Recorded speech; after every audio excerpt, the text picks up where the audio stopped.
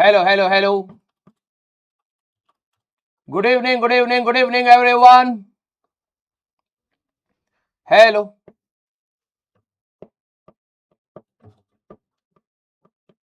Hmm?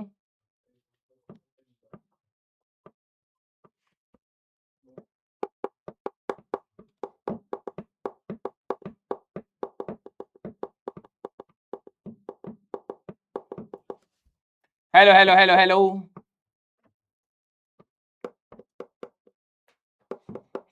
इतना लंबा process क्यों बना दिया है? यहीं से हो जाता था पहले. Hello, hello, hello. Good evening, good evening, good evening, everyone. नमस्ते, नमस्ते, नमस्ते. मेरे डपंटर्स. आवाज आ रही है भाई? चैट भी नहीं चल रही है. क्या हो गया भाई?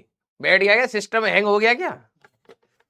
Yes yes yes. Good evening, good evening, good evening everyone. नमस्ते, नमस्ते, नमस्ते. तो कैसे हैं आप सभी लोग? सारे बच्चे जल्दी से एक बार चैट में बताइए कि क्या आप सभी लोगों को मेरी आवाज सही से सुनाई दे रही है? नमस्ते, नमस्ते, नमस्ते. तो जय श्री कृष्ण, राधे राधे, राम राम. भाई सारे आने जल्दी से आज की क्लास में. मेरा नाम है राजवंत सिंह और मैं आप सभी का स्वागत करता हूं बेटा अर्जुना जेई 2027 में. और आज हमें करना है यूनिट्स एंड मेजरमेंट्स का लेक्चर नंबर 1. तो क्या आप सभी लोगों को मेरी आवाज सही से सुनाई दे रही है? अरे ले टोपी कुछ नहीं होता बेटा. अभी पढ़ाई होगी ना जैसी, तो बेटा तेरे को टोपी पहनाई जाएगी. ठीक है, हम कहेंगे ले टोपी. हाँ. ले टोपी कुछ नहीं है भाई. 1-2 मिनट तो इतनी ज्यादा एनर्जी बचा करके रखिए. यस.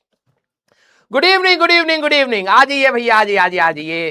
तो फाइनली हम लोगों का मिलना हो ही गया है ना? यस. तो फिजिक्स कैसी है आप सभी लोगों की, जरा ये बताइए. कई बच्चे मेरे को नहीं जानते होंगे, तो मैं भी आपको अपना इंट्रोडक्शन भी दूंगा. जो मुझे जानते हैं या नहीं भी जानते, पहले ये बताओ फिजिक्स कैसी है आप लोगों की? मजेदार है या फैलाई हो रायता? फिजिक्स, क्योंकि ये एक बड़ा मजेदार सब्जेक्ट है. ठीक है, क्योंकि मैं पढ़ा रहा हूं. हाँ, बाकी सब्जेक्ट ऐसे ही है. यस. कैसी है फिजिक्स आप सभी लोगों की? Very good, very good. हाँ, तो 9वीं क्लास की तो फिजिक्स आप सभी लोगों को याद नहीं होगी, है ना? 9वीं क्लास तो आप भूल गए होंगे, लेकिन 10वीं क्लास की आप लोगों ने अपने 2-3 चैप्टर पढ़े होंगे. करंट इलेक्ट्रिसिटी पढ़ा होगा, फिर उसके बाद मैग्नेटिक इफेक्ट ऑफ करंट पढ़ा होगा, फिर एक लाइट नाम का एक चैप्टर था. यस और नो? राइट. हाँ, तो 3 आप लोगों ने चैप्टर पढ़े हैं. तो जो भी आप लोगों ने क्लास 10th में पढ़ा है, देखो यही विडंबना है हमारी जिंदगी की. क्लास 10th की कोई भी चीज यहां पर नहीं आएगी, वो सीधे क्लास 12th में जाएगी. है? तो सर हम तो इसको भी भूल जाएंगे, और क्या है, तभी तो मजा आएगा. क्लास 9वीं में जो भी आपने पढ़ा था, 9th क्लास, ठीक है सर, वो तो याद नहीं, उसी को तो हमें दोबारा पढ़ना है 11th क्लास में. ठीक है. हाँ, मजे ले रहा है एजुकेशन सिस्टम तुम्हारे. हम्म. तो 9वीं भूल गए थे तो 11वीं में दिक्कत होगी. अभी 10वीं बहुत अच्छे से आती है तो उसका कोई काम ही नहीं है. एक साल में तुम उसको भूल जाओगे, फिर 12वीं में पढ़ाना पड़ेगा. यस. तो कहानी हमारी फिजिक्स की कुछ ऐसी ही चलने वाली है. लेकिन मैं आप सभी लोगों को बोल रहा हूं, आपको अगर कुछ भी नहीं आता है तो भी आप टेंशन फ्री रहिए. ठीक है, हम लोग इस बार इस तरीके से पढ़ेंगे कि आपके बिल्कुल बेसिक से सारी चीजें स्टार्ट होंगी. जब मैं आज यूनिट्स एंड मेजरमेंट्स वाला चैप्टर स्टार्ट करूंगा तो आपको पता लगेगा बिल्कुल बेसिक से सारी कहानी सर ने बताई है. और हम लोग बिल्कुल क्लास में एडवांस लेवल के क्वेश्चंस भी सिर्फ इस चैप्टर में नहीं, आखिरी तक हम लोग करते हुए चलेंगे. Yes, very good. हाँ, आई होप आप सभी लोगों का फिजिक्स अच्छा हो. ठीक है, मैं कोशिश तो यही करूंगा कि मतलब मैं चाहता हूं कि आपका अच्छा हो, क्योंकि अगर आपने हल्का फुल्का थोड़ा बहुत भी फिजिक्स में इंटरेस्ट है तो आपका एक्सपोनेंशियल, अब वो ही नहीं पता होगा, बहुत अच्छा हो जाएगा. कहने का मतलब ये है. यस. हाँ, एक चीज मैं आपको खतरनाक बता रहा हूं, क्योंकि मुझे जहां तक लग रहा है सचिन सर देख रहे होंगे. हाँ, तुम्हारा सारा कमेंट सचिन सर पढ़ रहे होंगे. तो देखिए, सचिन सर भी बहुत अच्छे टीचर हैं. ठीक है, पंकज सर भी बहुत अच्छे टीचर हैं, रूडी सर भी बहुत अच्छे टीचर हैं, ओ पाणी जी अपने बहुत अच्छे टीचर हैं. लेकिन जब ये फिजिक्स का कारवा स्टार्ट होगा तो सबसे बड़ा और सबसे बढ़िया सब्जेक्ट आपको यही लगने वाला है. ठीक है. हाँ, तो अभी आपका चाहे जो भी t=0, सचिन सर वहां मुस्कुरा रहे हैं, मुझे पता है. लेकिन सर यहां पर बच्चों को मजा तो फिजिक्स में ही आता है. यस. ठीक है, तो एट द एंड आपका फेवरेट सब्जेक्ट, आपका फेवरेट की स्पेलिंग गलत हो सकती है पहली क्लास में, इसलिए यहीं पे डॉट लगा दिया हूं. आपका फेवरेट सब्जेक्ट फॉर श्योर मैं फिजिक्स कन्वर्ट करूंगा. अगर आपका मैथ्स है तो भी आपको फिजिक्स मजेदार लगेगी। अगर देखो मैंने कहा था ना सचिन सर सुन रहे होंगे। आ गए भाई Sachin sir. Hello hello hello hello hello hello sir बच्चे बहुत एनर्जी में है भाई, बहुत अरे एनर्जी। वाह यार, बच्चों आपका स्वागत है भाई पहली क्लास में। और अभी मैं देख रहा था कि मेरे को लग रहा था कि ब्रिज कोर्स का कुछ पढ़ाएंगे, मुझे क्या पता अपनी अपनी तारीफों का ब्रिज बना रहे हैं भाई। ये कह रहे हैं कि जो भी हो चलो सभी अच्छे हैं, पर नहीं, मजा मैंने तो कुछ भी फिजिक्स। नहीं लिखा सर, मैंने ये देखो फेवरेट सब्जेक्ट फिजिक्स, नहीं नो डाउट ऑब्वियसली आपको बहुत मजा आने वाला है फिजिक्स Yes. में, and the reason behind that is this man. हाँ नहीं, मैथ्स में भी, मैथ बहुत अच्छा सब्जेक्ट है। ना ना ना नहीं, अब इन्होंने कहा अभी अभी वो बटर वाले डब्बे में बुरुश भिगोया है, बोले फटाफट एक कोट लगा देता हूँ। हाँ, नहीं बच्चे बहुत एनर्जी में है तो बस थोड़ा गुड सा। गुड गुड गुड गुड, अभी बहुत आपकी क्लास है ना बढ़िया। सर? हाँ इसके बाद में मेरी क्लास है, चलो सर की क्लास में मैं एंजॉय आऊंगा। करिए बहुत। हाँ बिल्कुल, हाँ ठीक है, चलिए भाई। तो all the very best sir. यार ये तो पोल पट्टी खुल गई सारी। अरे बहुत स्ट्रेसफुल सिचुएशन हो गया यार। जिसको तुम रोस्ट करने की कोशिश कर रहे हो वो सामने आ जाए और वो दोस्त निकले तो बड़ा खतरनाक सिचुएशन होता है। हाँ लेकिन मैं आपको कह रहा हूं फिजिक्स सही में अच्छी चलेगी, ठीक है, टेंशन मत लीजिए। चैट रुक गया था हमारा। यस, हाँ अरे हंसाने के लिए बोल रहा हूं यार, इतना लोड नहीं लेना है, ठीक है। हाँ दुनिया तो बैठी है हमें लोड देने के लिए। यस, तो फिजिक्स हम लोग बहुत मजेदार करेंगे। इसमें मैं आपको कुछ कुछ चीजें बताता चलूंगा कि सबसे पहले कई बच्चे अच्छा आप में से कितने सारे स्कूल गोइंग है ये बताइए। हाँ अरे मजाक कर रहा हूं मैं, ठीक है। हाँ ये बताइए आपका स्कूल गोइंग कौन कौन से हैं, जो लोग स्कूल गोइंग हैं, और कितने बच्चे यहां पर डमी है, ठीक है। देखो जैसे जैसे हम लोगों की तैयारी आगे चलेगी तो मैं आपको बहुत सारी चीजों पे गाइडेंस देता हुआ चलूंगा। स्कूल वालों के लिए अलग प्रॉब्लम सेट है, उनके अलग बेनिफिट्स हैं, डमी के अलग प्रॉब्लम सेट हैं, उनके अलग बेनिफिट्स हैं। ऑल इसके बारे में हम लोगों ने ओरिएंटेशन में भी थोड़ा सा डिस्कस किया है, लेकिन फिर भी आगे आपको गाइड करते हुए चलेंगे।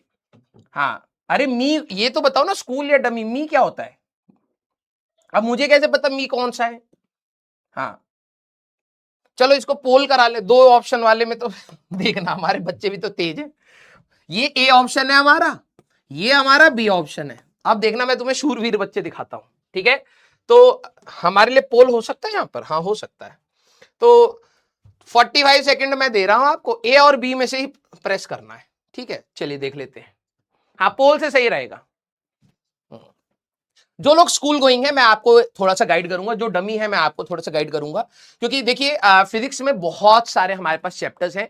फिजिक्स का 11वीं का सिलेबस काफी ज्यादा है as compare to class 12th, तो आपको फिजिक्स में थोड़ा सा एक्स्ट्रा एफर्ट्स लगने वाले हैं। 12वीं आपको बिल्कुल मक्खन के जैसे निकलेगी, मजेदार निकलेगी, इजी है as compare to class 11th। हाँ क्योंकि अभी आप 10वीं से जैसी 11वीं में जाते हैं तो थोड़ा बहुत मन भी करता है यार थोड़ा सा लाइफ इंजॉय कर लें, और उसमें सब्जेक्ट आपके कठिन हो गए, और फिर अगर आप मिस मैनेज करोगे तो थोड़ी सी दिक्कतें होती हैं। चलिए एक बार देख लेते हैं कितने बच्चे स्कूल गोइंग हैं, कितने डमी हैं। हाँ आ जाओ बताओ भाई। यार एक तो ये बीच बीच में ना चैट रुक जा रही है, मजाक किरकिरा कर रही है। चलिए भाई मैं स्कूल वाले को सिलेक्ट करके अभी यहां पर देखता हूं, देख रहे हो मैं कह रहा हूं ना। दो देखो, तुम लोगों को लगेगा यार सर आईटी एडवांस ना दुनिया का सबसे कठिन एग्जाम होता है, हम सबसे कठिन में लड़ रहे हैं। यहां पर कुछ नहीं तो 3-4% ऐसे गधे होते हैं, देख रहे हो। डरना बिल्कुल नहीं है। यही आपके पास आकर के बोलेंगे यार हमने ना सारी किताबें धरती की जितनी थी सब खत्म कर दिया है और मैंने आईआईटी की डिग्री ले ली है? क्लास 11वीं में? हाँ हमने ले लिया है, छीन ली हमने उनसे, जो हमारे अंदर कैपेसिटी थी हमने 11th में ही छीन ली। ये वो 3% ऑप्शन ही नहीं था, ठीक है। लेकिन ये दबा करके खुश हो रहे होंगे, दांत चियार रहे होंगे उधर, बड़ा स्मार्ट हुआ हूं मैं सी ऑप्शन दबाऊंगा। बेटा कब वो ऑप्शन बन जाओगे दुनिया में पता नहीं चलेगा, ठीक है। ये हरकतें मत करना, भी खत्म हो जाओगे, ठीक है। तो देखा जाए तो 70% हमारे पास अप्रोक्सीमेटली, कुछ गधे पता नहीं कौन सी दुनिया में जी रहे हैं 3-4% यही सबसे ज्यादा मार्केट में कमेंट करते हैं, ठीक है। इनसे दूर रहना है, ये वो 3-4% में है, ठीक है। और 26% हमारे पास ये है। देखो डमी वालों के लिए अब मैं आपको एक बात बताता हूं, डमी वाले बच्चे जो भी हैं, अगर हम यूनिट्स पहले कराएं या बेसिक मैथ्स पहले कराएं उनको फर्क नहीं पड़ता, क्योंकि उनको स्कूल का लोड नहीं है। स्कूल गोइंग जो हमारे पास बच्चे हैं, हो सकता है आपके स्कूल में ना थोड़ा सा मैथ्स वाला पार्ट स्टार्ट करा रहे हो, कुछ स्कूल में हो सकता है यूनिट्स वाला पार्ट स्टार्ट करा रहे हो, तो आपका जैसा चल रहा है स्कूल में चलते रहिएगा। उसके नोट्स कोशिश करिएगा बनाने का, और हमारा वाला पार्ट सेपरेटली करिएगा। एक दो चैप्टर्स के बाद, सेकंड चैप्टर के बाद ऑलमोस्ट मैच हो जाएगा। हमने बेसिक मैथ्स को सेकंड में रखा है, सेकंड चैप्टर अगर आपने लेक्चर प्लानर दिखाओ, और फर्स्ट चैप्टर हमने यूनिट्स का रखा है, क्योंकि ये आसान भी है, पहली बात आसान है, तो ग्रेजुअली आप 10वीं से 11वीं का ट्रांजिशन फील कर पाएंगे, और थोड़ा लॉजिकल भी वैसे निकल के आएगा, तो आप कनेक्ट कर पाएंगे चीजों से। अगर सिर्फ मैथ्स आ जाती तो थोड़ा सा ऐसा लगता है यार पता नहीं क्या डिफरेंशिएशन, क्या इंटीग्रेशन, क्या ग्राफ क्यों कर रहे हैं, वो वाला थॉट से बचने के लिए पहले हम लोग यूनिट्स एंड डायमेंशन एरर वाला पार्ट खत्म करेंगे, फिर अपना हम लोग बेसिक मैथ्स में जाएंगे। तो अगर आपके स्कूल में बेटा मैथ्स वाला पार्ट चल रहा है, घबराना नहीं है, स्कूल में थोड़ा बहुत पढ़ लीजिएगा। हमारा जब कराया जाएगा तो बहुत बेहतरीन तरीके से कराया जाएगा, आपका स्कूल का सारा पार्ट कवर होगा।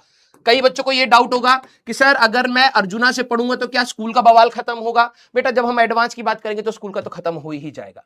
स्कूल में बस दिक्कत क्या आती है, लिखने का तरीका आपको अगर सटीक तरीके से आता है, जो भी आपके पास इंफॉर्मेशन है अगर आप उसको ढंग से रिप्रेजेंट करके आ गए तो काम बन जाएगा स्कूल का।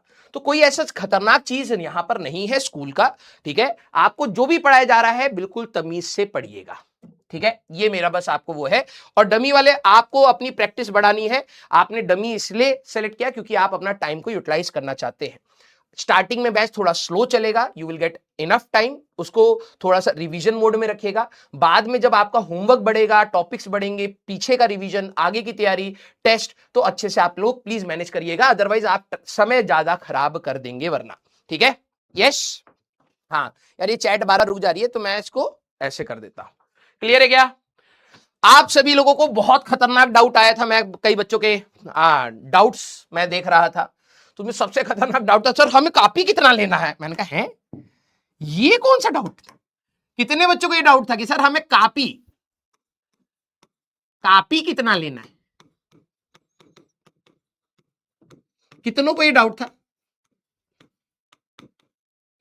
कॉपी कितना लेना है? मैंने कहा ये एडवांस निकालेंगे, ये कॉपी में खोए पड़ेगी, कितनी कॉपी खरीदनी है? कितने बच्चों को ये डाउट था? बहुत सारे डाउट थे। कॉपी कितना लेना है?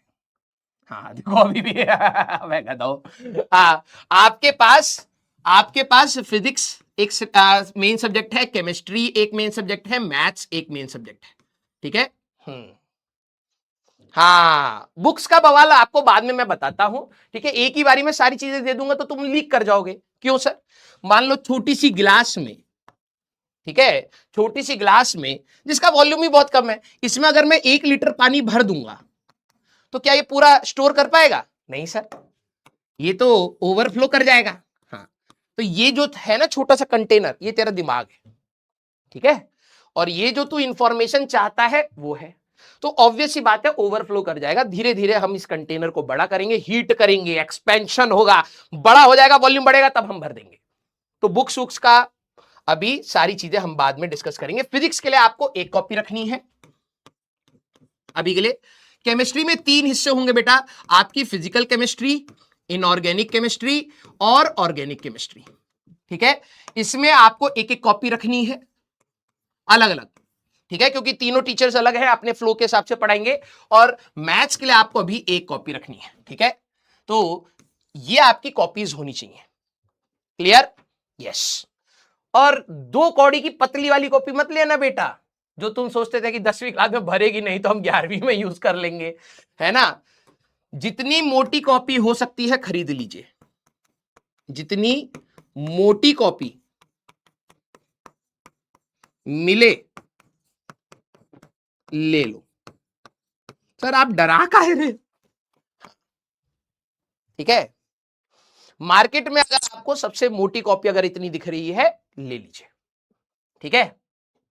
हाँ सर तीनों की मोटी मोटी कॉपी, हाँ तीनों की मोटी मोटी कॉपी ले लीजिए, ठीक है।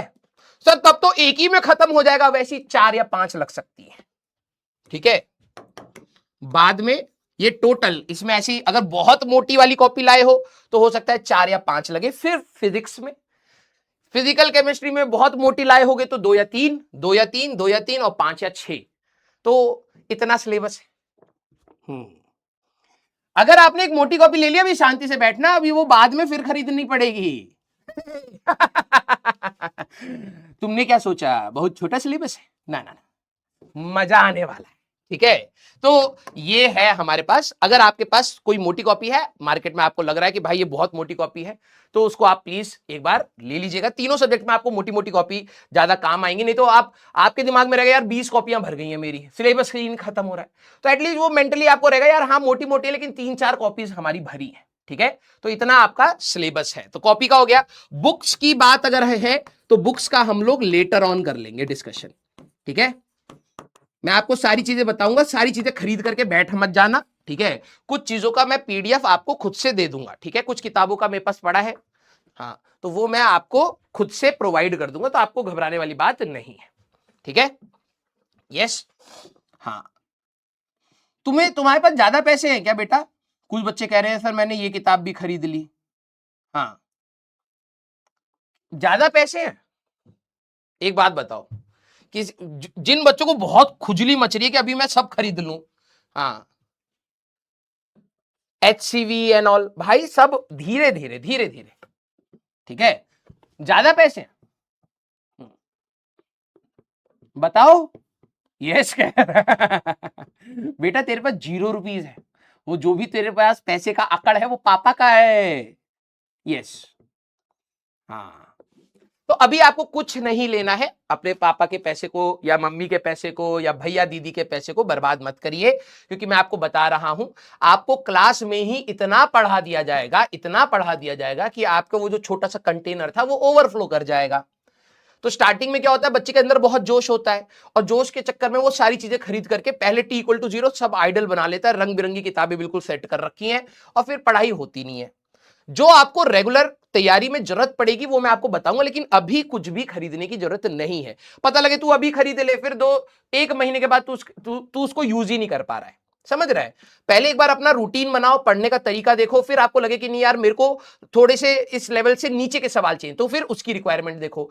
नहीं सर इस लेवल से और अच्छे सवाल चाहिए, तो फिर उसकी रिक्वायरमेंट। अभी खरीदने का कोई जरूरत नहीं है। हो सकता है आपने बहुत खतरनाक खतरनाक किताबें खरीद ली और बाद में आप स्ट्रगल कर रहे हो बेसिक लेवल के सवालों में, अभी तो सबका रंग निकलेगा ना, तो उसके हिसाब से अपने को सप्लीमेंट करना या फिर अपने आप को सपोर्ट करना। अभी कुछ भी खरीदने की जरूरत नहीं है, सिर्फ एक कॉपी हो, एक कलम हो और आपके साथ टीचर लगा हुआ है तो काम बन जाएगा। क्लियर है क्या? Yes, very good. कुछ भी एक्स्ट्रा नहीं खरीदना है। ठीक है, तो आज का हमारे पास जो टारगेट है उसको हम लोग ले लेते हैं। कई बच्चे 10वीं से बिल्कुल गर्मा गर्म आए हैं, है ना, तो कुछ बच्चे जानते होंगे, कुछ बच्चे नहीं जानते होंगे, तो एक बार मैं आपको अपना क्विक इंट्रोडक्शन दे देता हूं। ठीक है, क्योंकि अब आपके साथ मेरे को पूरे साल भर, 2 साल इनफैक्ट पूरी 12वीं का, अभी जस्ट आपकी क्लास से पहले मैं लक्ष्य जो क्लास 12वीं के बच्चे होते हैं उनका इंटरेक्शन लिया था, क्योंकि उनका जेईई मेंस खत्म हुआ था। ठीक है, तो अभी उनके वरुण की क्लासेस चलेंगी, एडवांस की क्लासेस चलेंगी टिल दी एडवांस, फिर एडवांस के बाद भी हम उनके कांटेक्ट में रहते हैं। तो ये जो T=0 आप हमारे साथ या मेरे साथ लगा रहे हैं, बिलीव मी, जब तक आपका आखिरी फाइनल एग्जाम नहीं होगा तब तक आप मेरे को अपने साथ पाएंगे, गाइड करते हुए, पढ़ाते हुए, मोटिवेट करते हुए। जो भी सेंस में मेरे को लगता है कि मैं आपको मदद कर पाऊंगा, मैं वहां पर आपको करते हुए मिलूंगा। ये मेरी तरफ से आपको प्रॉमिस रहेगा। तो अब बस बात यह है कि आप अपना बिल्कुल 100% एफर्ट्स देते चलिएगा और दूसरी साइड में हम जो है पूरी कोशिश करेंगे कि आपको जितना एफर्ट लगा रहे हो उसका मल्टीप्लायर आपको अपने रिजल्ट्स में मिले। ठीक है, तो जो बच्चे मेरे को नहीं जानते, एक बस आपको एक बार बता देते हैं जिसके अंदर से आपके डाउट खत्म हो जाए। मैं IIT ISM धनबाद का पास आउट हूं, मेरा खुद का मास्टर्स भी फिजिक्स का ही है। ठीक है, मेरा खुद का सब्जेक्ट जो था वो फिजिक्स से ही था, तो मैंने उसमें मास्टर्स करी हुई है। 11+ ईयर्स का मैंने टीचिंग एक्सपीरियंस गेन किया है और बहुत सारे बच्चों को यहां पर पढ़ाया है। जो भी मेरा पढ़ाने का तरीका है that has evolved because of my students, क्योंकि उन्होंने हमेशा मेरे को, जितना प्यार मैंने अपने बच्चों को किया है उतना ही प्यार मेरे बच्चों ने भी मेरे को दिखाया है। मेरे में भी कोई कमियां रही होंगी, उन्होंने मेरे को बहुत प्यार से समझाया है और मैंने हमेशा उस क्रिटिसिज्म को बोलो तो मैंने हमेशा उसको पॉजिटिव डायरेक्शन में लिया है। तो ये 11 साल मेरे बच्चों का प्यार है जिसकी वजह से मैं यहां पर हूं और मैं आप सभी लोगों से भी ये गुजारिश करूंगा कि ये जो 2 साल आप मेरे को देने के लिए तैयार हैं, इसमें पूरी मेहनत करिएगा और मैं भी अपनी तरफ से पूरी मेहनत यहां पर करूंगा। ठीक है, ये तो एक जस्ट नंबर है, क्योंकि बात ये है कि कई बार ज्यादा एक्सपीरियंस पर भी एक्सप्लेनेशन पावर नहीं होती और कम एक्सपीरियंस वाले भी बहुत अच्छा एक्सप्लेन करते हैं। मैं बस अपने स्टूडेंट्स का थैंक यू बोलूंगा कि उन्होंने मेरे को इवॉल्व करा है, कि मैं आपको, मुझे पूरा यकीन है कि मैं आपको बहुत आसान भाषा में काफी सारी चीजें समझा पाऊंगा। ना ही सिर्फ न्यूमेरिकल एनालिसिस, बल्कि फिजिक्स का रियल सेंस, कहां से सोचना है, कैसे सोचना है, क्यों सोचना है, ये सारी चीजें मेरे स्टूडेंट्स ने मेरे अंदर डेवलप कराई हैं, क्योंकि अब वो पढ़ाने के अंदर आ चुका है। उनके डाउट्स को मैंने केटर करते करते अपनी टीचिंग को इवॉल्व किया है। और मैं आप लोगों से भी रिक्वेस्ट करूंगा कि ये 2 साल आपको मैं जितना नर्चर करूं, आप प्लीज मेरे को भी नर्चर करिएगा, क्योंकि मैं इसके लिए, इस क्रिटिसिज्म के लिए बिल्कुल ओपन हूं। कहीं अगर आपको कमी लगे तो आप प्लीज बताइएगा, और जिस दिन भी आप कमी बताएंगे मैं प्रॉमिस करता हूं कि अगले दिन मैं उससे बेहतर करता हुआ आपको मिलूंगा। ठीक है, और कई बच्चे शायद इसको जानते होंगे, कई बच्चे नहीं जानते होंगे कि बीच में मैंने 2 साल, अपार्ट फ्रॉम दिस, बीच में मैंने 2 साल एज अ मेट्रोलॉजिस्ट, साइंटिस्ट की पोजीशन टाइप आप कह सकते हैं, मैंने आईएमडी इंडियन मेट्रोलॉजिकल डिपार्टमेंट में सर्व किया है दिल्ली में। और ये जो ब्रांच थी ये बहुत मजेदार थी, क्योंकि ये भी फिजिक्स से रिलेटेड था। जैसे एटमॉस्फेयर होता है, वेदर प्रेडिक्शन करते हैं, इसमें पूरी फिजिक्स लगती है। तो ये मेरे लिए बहुत अच्छा एक एक्सपीरियंस था, जिसको मैंने एडवांस लेवल तक क्लियर करा था। ठीक है, लेकिन ठीक है, अब वो गई बात, है ना। फिर उसके बाद सिर्फ मैंने अपनी जो भी तैयारी थी, मैं आपको एक बात बता रहा हूं कि जब भी मैं 11th एंड 12th की बात करूं तो मैं एक अच्छा स्टडिंग वाला स्टूडेंट रहा। लेकिन यस, मैं ये नहीं कहूंगा कि मैं बहुत ब्राइट स्टूडेंट था। मेरे 10वीं में, जैसे आप में से कई सारे बच्चे होंगे जिनका 90 प्लस का स्कोर था, तो मेरा भी 10वीं में बहुत अच्छा स्कोर था, मैं ये बोलूंगा। ठीक है, number doesn't matter right now, लेकिन यस, मैं मेहनत करने वाला बच्चा था। 11वीं में और 12वीं में मेरे को ये आइडिया था कि यार मेरे को जेई की साइड जाना है और मेरे को एक अच्छे कॉलेज में जाना है। तो मैंने अपनी तरफ से प्रयास करा था, मैंने कोई कोचिंग नहीं करी थी, मैंने खुद से अपनी तैयारी करी थी, और फर्स्ट अटेम्प्ट में मेरा सिलेक्शन हुआ। उस समय extended merit list EML rank निकालता था आईआईटी, 7,000 तक रैंक आती थी, उसके बाद 10-12,000 और रैंक होती थी। तो उसमें मेरी 6,000 रैंक आई थी। तो मेरे को ऐसा लगा कि यार, कि अगर मैं खुद की मेहनत से यहां तक पहुंच सकता हूं जस्ट टीचर को सुन सुनकर, तो मेरे को लगता है कि मेरे को एक प्रयास और करना चाहिए। तो मैंने 1 साल ड्रॉप करा था बेटा, और ड्रॉप करके मैंने अपनी फिजिक्स, केमिस्ट्री, मैथ्स को बहुत बेहतरीन तरीके से इंप्रूव भी किया। ठीक है, तो मैं ना ही सिर्फ स्कूल गोइंग स्टूडेंट का पेन समझता हूं, बल्कि एज अ ड्रॉपर का भी पेन समझता हूं, कि वो तैयारी में सिर्फ पढ़ाई के अलावा और कौन कौन सी चीजें उनको ट्रबल करती है। जब भी मैं आपको इस साइड दिखूंगा तो आप प्लीज ये मत सोचिएगा कि ये 11 साल का एक्सपीरियंस वाला बंदा आपको यहां पर पढ़ा रहा है। नहीं, मैं एज अ स्टूडेंट ही आपको मिलूंगा, जो आप प्रॉब्लम फेस कर रहे होंगे वो मैं फील कर रहा हूंगा। ठीक है, इसके बाद जब मैं बीच में टीचिंग से थोड़ा सा गैप लिया, तो मैंने उस समय बहुत सारे एग्जाम्स दिए, क्योंकि मेरा मन था रिसर्च में जाने का। तो अगर आप देखेंगे आगे के जितने भी मेरे एग्जाम्स हैं जो मैंने क्लियर करे, कुछ बच्चे अगर जानते हो Tata institute of fundamental research, TIFR, this is world renowned, ठीक है, फॉर रिसर्च। लेकिन बस बात यह है कि 7 साल लगते हैं यहां से पीएचडी करने में, तो और मेरे पास इतना समय नहीं था कि मैं उतना रिसर्च को दे पाऊं। इसमें ऑल ओवर इंडिया सिर्फ 15 स्टूडेंट्स को सिलेक्ट किया जाता है, और मेरी AIR 7 थी इसमें। यूजीसी नेट में AIR 162 था, गेट में हमारे पास 42 था, और नेशनल फिजिकल लेबोरेटरी दिल्ली में मेरा फेलोशिप भी था, लेकिन मैंने वही रिसर्च में टाइम की वजह से मैंने यहां पर छोड़ा। मेरे खुद के 2 रिसर्च पेपर हैं, ठीक है, उनका नाम मैंने आपको यहां पर डाल दिया है अमेरिकन साइंटिफिक पब्लिशर में। अगर आप देखना चाहेंगे तो वहां पर आपको मेरा नाम भी मिल जाएगा। मैंने जो काम किया था वो नैनो में काम किया था। अब कई बच्चे कहेंगे सर अगर आप फिजिक्स में थे तो आपकी मास्टर्स किस में थी? मेरी नैनो में मास्टर्स थी। और ये जो ग्रेफीन ऑक्साइड एक ऐसा बीच में मटेरियल था, अगर आप कभी गूगल करेंगे, this was the hyped material. मतलब जब हम लोग रिसर्च में थे तो ग्रेफीन एक ऐसा मटेरियल था जिसके ऊपर बहुत ज्यादा रिसर्च चल रही थी, because it was very strong और बहुत अच्छी इलेक्ट्रिकल कंडक्टिविटी भी रखता था, ये अपने पास रखता है इनफैक्ट। लेकिन धीरे धीरे ग्रेफीन से हट करके और भी कुछ नए मटेरियल्स आए। उस समय नैनो में मैं इसके ऊपर काम किया है। मेरी 2 किताबें भी हैं, अगर आप देखेंगे तो supernova physics, this is only for olympiad level, catalyst for boards, और इस बार मैंने एक सरप्राइज रखा है जो मैं आपके साथ बहुत जल्द शेयर करने वाला हूं। ठीक है, और ऑब्वियस सी बात है, पीडब्ल्यू ने मेरे को बहुत सारे बच्चों को मेंटर करने का मौका दिया है। मैंने मेरे ख्याल मैंने लाखों में ही बच्चे पढ़ाए हैं। ठीक है, जब से पीडब्ल्यू स्टार्ट हुआ है तब से मैं यहां पर अभी तक हूं, और स्टार्टिंग से लेकर के अभी तक मेरे को बच्चों ने बहुत प्यार किया है। और आई थिंक अगर मैं काउंटिंग करूं तो लाखों में ही होगा, 5-10 लाख से तो ऊपर ही बच्चे मैंने पढ़ाए हैं। और ये सौभाग्य जो मिला है उसकी मैं रिस्पॉन्सिबिलिटी समझता हूं।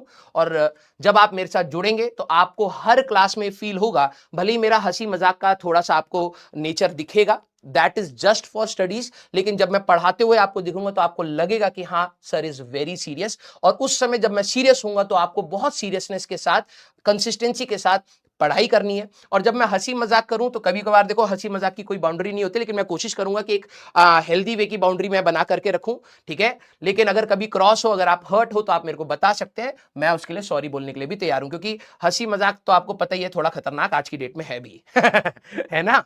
यस, तो इतने साल से वैसे मैं हंसी मजाक कर रहा हूं तो I am pro in this, but still गलतियां किसी से भी हो सकती हैं।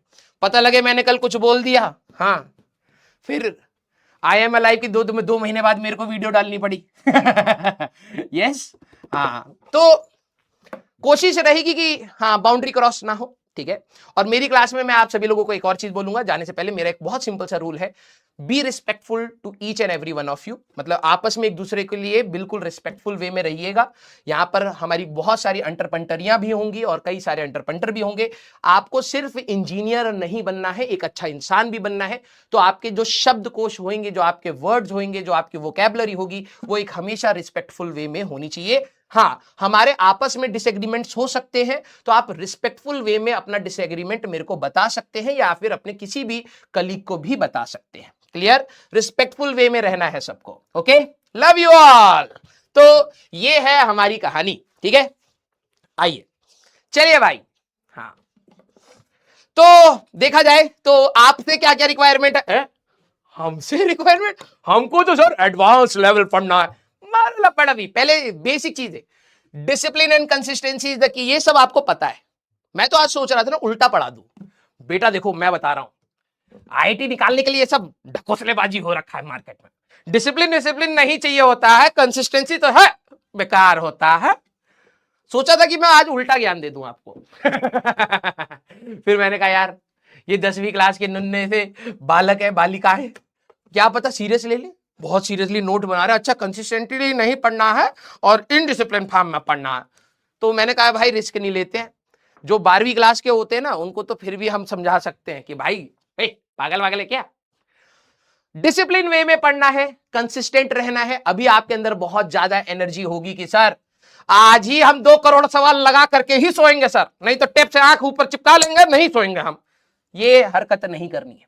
आज आपका लोड कम है तो आराम से एंजॉय करिए, अभी 1-2 हफ्ता आराम से एंजॉय करिए। जब लोड बढ़ेगा तब मैं आपको कहूंगा कि भैया अब सिटिंग पावर होनी चाहिए। हमारा बच्चा उल्टा चलता है, जब नहीं पढ़ेगा यार मास्टर आप प्लीज पढ़ा दीजिए एडवांस लेवल, ठीक है। और जब टीचर एडवांस लेवल पढ़ा रहा था, सर आपने ना हमको बेसिक क्लियर नहीं करा है, हमको बड़ा डाउट आता है, बड़ा डाउट आता है। मारो लपट। कंसिस्टेंट मतलब जिस दिन की जैसी रिक्वायरमेंट है वैसे आपको फॉलो करनी पड़ेगी। समझ आई बात? हाँ बकैत कहीं के। फिर timely cover your live classes. कुछ बच्चे होते हैं ना स्ट्रैटेजिस्ट, भाई स्ट्रैटेजिस्ट, मतलब ये यूट्यूब पर इतना स्ट्रैटेजी देखे हैं, ध स्ट्रैटेजी। अब उनको क्या होता है ना, वो टाइम टेबल बनाते हैं। आप लोगों ने करा होगा कि सर मैंने ना 10th क्लास में, एक ओबीडियंट स्टूडेंट था मैं सर, तो मैंने ना 10th क्लास में ना सर टाइम टेबल बनाया था, मैं 6 AM पर उठ जाता था। मैंने कहा है, हाँ, मैंने कहा 6:01 भी नहीं होता ना, सर सुबह 6 AM उठ जाता था सर, और 6:05 तक मैं प्राणायाम करता था। बस 5 मिनट, हाँ 5 मिनट हम प्राणायाम करते थे सर। अच्छा, फिर तो 6:07 पर हम नहा लेते थे। ये ऐसा प्लान 2 कौड़ी का अगर तूने बनाया, ठीक है, कि भाई 6:10 पे ये करूंगा, 6:20 पे मैं पढ़ने बैठ जाऊंगा, 6:22 में एडवांस का पेपर लगा दूंगा, 6:23 में मैं दुनिया घूम लूंगा। कुछ बच्चे ऐसी 2 कौड़ी की हरकत करते हैं, आपने भी की होगी, हाँ या ना? सच बताना, सारे बच्चे, कौन कौन ऐसा बनाया है? देखो हंस रहे हैं, मैं बता रहा हूं आपके अंदर से है, मैं आपको बहुत अच्छी तरीके से जानता हूं, ठीक है। मेरे अंदर एक खास बात है, बच्चे कहते हैं sir Rajwan sir is too relatable. Relatable नहीं, मैं एक इमेजिनरी इंसान की पिक्चर बनाता हूं दिमाग में, जितना खराब सोच सकता हूं मैं सोच करके बोल देता। तुम कहते हो अरे यार दिल पे लग गई बात, ये तो हमारे बारे में, तो ऐसे ही है। देखो कितने सारे बच्चे, ये 2 कौड़ी की हरकत आपको नहीं करनी है। आपको सर तो स्टडी का टाइम टेबल क्या है? बेस्ट टाइम टेबल आपके लिए है, best time table, don't waste time, बस डोंट वेस्ट टाइम। अगर आप समय बर्बाद कर रहे हैं, आपका होमवर्क पेंडिंग है, आपके चैप्टर्स पेंडिंग है, आपकी डीपीपी पेंडिंग है, आपका बहुत सारा काम पेंडिंग है और आप समय बर्बाद कर रहे हैं, that means you are not a good student. सीधी सी बात है, आप इररेस्पॉन्सिबल हैं इस तैयारी में। अगर आपका सारा काम हो चुका है और आपके पास समय बचा है तो आप उसको किसी भी तरीके से यूज करना चाहे कर सकते हैं। सबसे पहली प्रायोरिटी हमारे पास यही रहेगी कि हम अपने तैयारी में सबसे पहले अपना काम खत्म करेंगे, फिर बाकी दूसरे काम देखेंगे। ठीक है, तो ये है हमारे पास। तो लाइव क्लासेस में रहिएगा क्योंकि इससे आपका बैकलॉग नहीं बनेगा, वरना बैकलॉग अमर है। आपको पता है नहीं? बच्चे जनरली पूछते हैं सर बैकलॉग कैसे खत्म करें? खत्म तुम खत्म हो गए बैकलॉग के नाम पर। हम खत्म हो रहे हैं बैकलॉग के नाम पर। बैकलॉग सीरीज खुद बैकलॉग नहीं खत्म कर पा रही है। बैकलॉग अमर है बेटा, ठीक है, बस वो तुम्हारे पास नहीं आना चाहिए। तो लाइव क्लास में अटेंड करोगे तो हंसी मजाक में किसी तरीके से क्लास खत्म हो जाएगी, बाद में आती है तुम्हारी कामचोरी निकल करके। फिर तुम्हें लगता है आज नहीं करते हैं कल करेंगे, कल के 2 चैप्टर और 2 लेक्चर और चिपक गए, फिर 3 हो गए, फिर लगा अब तो नहीं हो पाएगा, फिर गिव अप। तो लाइव क्लास अटेंड करना है और जो भी आपको होमवर्क दिया जाए प्लीज उसको सही तरह, दांत मत चियारिए, सच बता रहा हूं, ठीक है, डू योर होमवर्क। जो भी आपको बोला जाए वही होमवर्क करना है। अच्छा, यहां पर आते हैं हमारे पास सुपर स्मार्ट बच्चे। सर आपने ना सिर्फ 5 क्वेश्चन दिए थे, सिर्फ 5 क्वेश्चन। सर आईआईटी एडवांस में तो बहुत ज्यादा आता है। हाँ तो अभी आता है, अभी कल ही आईआईटी एडवांस का तेरा पेपर है। 5 सवाल दिए, 5 लगा। जिस दिन 100 सवाल दिए जाएंगे 100 लगा करके आने पड़ेंगे। ठीक है, तो जो भी आपका होमवर्क है उसको आपको फॉलो करना है। टीचर से कुछ बच्चे ऐसे होते हैं, ठीक है, जैसे डांडी मार्च में गांधी जी आगे चलते थे। हमारे बच्चे अगर आज डांडी मार्च हो रही होती तो गांधी जी को कहते आओ आओ हम बताते हैं रास्ता, इधर आओ, इधर आओ, इधर से जाना है। रास्ता तो नहीं, इधर से ही जाना, हम यूट्यूब पे देखे हैं। तो कुछ बच्चे क्या होते हैं, टीचर के साथ, टीचर जैसे यहां पर है पूरे बच्चों को लेकर के गाइड करके आगे ले जा रहा कि बेटा चलो चलो आगे। कुछ बच्चे यहां पर आकर के कह रहे होते ए इधर आओ सर, ये पहले पढ़ाओ यार, ये इंपॉर्टेंट है। ठीक है, तो तुम में से अगर कोई ऐसा है जो बहुत ज्यादा ज्ञानी है पहले से ही, हाँ 10वीं के बाद आईआईटी एडवांस निकाल चुका है, बस अब कॉलेज जाना है, उम्र अभी 18 से नीचे तो जाने नहीं देंगे, तो बस वेट कर रहे हो, तो मैं आपको बोलूं बेटा लात मार के उड़ा देंगे। ठीक है, ये भीड़ जब पगलाएगी ना बेटा तुझे ही मारेगी सबसे पहले। ज्ञानी मत बनिएगा। आपने अगर यहां पर पैसे दिए हैं बैच के लिए तो ज्ञान लेने के लिए दिए हैं। ठीक है, हमें तो बहुत मजा है कि हमें बैच में पढ़ाना भी ना पड़े, बच्चा ज्ञान दे रहा है, मैं नोट्स बना रहा हूं, कितना मजा लगे रे, है ना। ज्ञान लेने के लिए आपने ये बैच लिया था तो ज्ञान लीजिएगा, दीजिएगा मत। ठीक है, ये एक अलग चीज है टेस्ट। एक तो यार ये चैट रुक जा रही है, रुको भाई मैं एक बार ना उसको बुलाता हूं। हाँ प्रशांत भाई, चैट रुक जा रही है बार बार, इधर बैठ जा। टेस्ट के बारे में मैं आप सभी लोगों को बताता हूं कि आपके बीच बीच में रेगुलर टेस्ट होंगे, आपको ईमानदारी से देना है। सर उसमें 0 आ जा रहे हैं, नेगेटिव आ जा रहे हैं, क्वेश्चन गलत हो जा रहे हैं, घर वाले मार रहे हैं, तो वो तो होना ही है। नियति में लिखा था तुम्हारा कि तुम्हारी पिटाई होने वाली है, उसको एक्सेप्ट करिए। टेस्ट जरूर दीजिएगा क्योंकि वही असलियत बताएंगे तुम्हारी तैयारी की। क्योंकि कई बच्चे होते हैं पढ़ते बहुत हैं, टेस्ट दे नहीं रहे, और हमेशा उनको लगता है यार मेरी तो तैयारी अच्छी चल रही है, और फाइनल एग्जाम में मार्क्स नहीं आ रहे। तो जब आप टेस्ट दोगे तभी आपको पता चलेगा कि कहां गलतियां हो रही हैं। यहां पर ऐसा नहीं है बोर्ड्स के जैसे बेटा कि तू खुचुर खुचुर पुचुर कुछ भी लिखेगा तो चलो आधा मार्क्स दे देते हैं। यहां पे -1 होता है, नेगेटिव मार्किंग होती है। अगर तेरे को अधूरा भी आता है तो सवाल छोड़ना पड़ेगा कि भाई आधी इंफॉर्मेशन से गलत आंसर आएगा और -1 हो जाएगा। ठीक है, हाँ हमारे बैच में जेई मेंस और जेई एडवांस दोनों की तैयारी कराई जाएगी। किसी को अगर ये डाउट हो तो प्लीज ये डाउट खत्म कर लीजिएगा। ठीक है, हर क्लास में क्रिटिकल थिंकिंग डेवलप होगी क्योंकि अभी आप लोग छोटे हैं। अगर आप लोगों का दिमाग का वो कराया जाए, एक्सरे एमआरआई जो भी होता है, ठीक है, तो आपकी शक्ल कुछ ऐसी है। ये आपका ब्रेन है, ये वही है, इसमें नसें होती हैं और बहुत सारी हड्डियां होती हैं, ऐसे करके क्या कहते हैं, बैकबोन या वर्टिब्रल कॉलम जो भी है। यहां पर तुम्हारी आंख है और यहां पर तुम्हारी भाई साहब जहरीली जीभ है।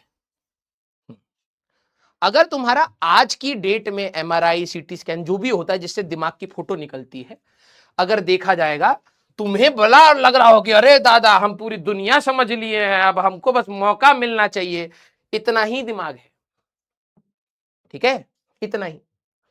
पूरे स्कल के अंदर पानी है तुम्हारा, वो धीरे धीरे क्या होगा ना, वो धीरे धीरे क्या होगा, ये मटर के दाने को बड़ा करा जाएगा, धीरे धीरे ग्रो करेगा, फिर ग्रो करेगा।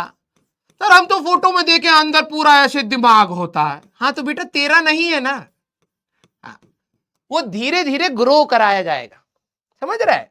हाँ तो मैं आपको यहां पर कह रहा हूं कि धीरे धीरे आपके दिमाग में क्रिटिकल थिंकिंग आएगी, आपको सोचने का तरीका मिलेगा, ठीक है। हाँ ये वाली चीज तो भैया किसी तरीके से आपको फॉलो करनी पड़ेगी। डोंट स्पैम, जैसे अभी आप लोग करते हैं, ठीक है। अगर आपको कोई डाउट आया है तो थोड़ा सा वेट करिएगा, क्योंकि कई बार कुछ चीजें धीरे धीरे करके बाद में समझ अपने आप आ जाती है। कुछ बच्चों के अंदर क्या होता है ना कि भाई उनको लगता है कि जब मैं डाउट पूछूंगा तो मैं अच्छा स्टूडेंट हो जाऊंगा।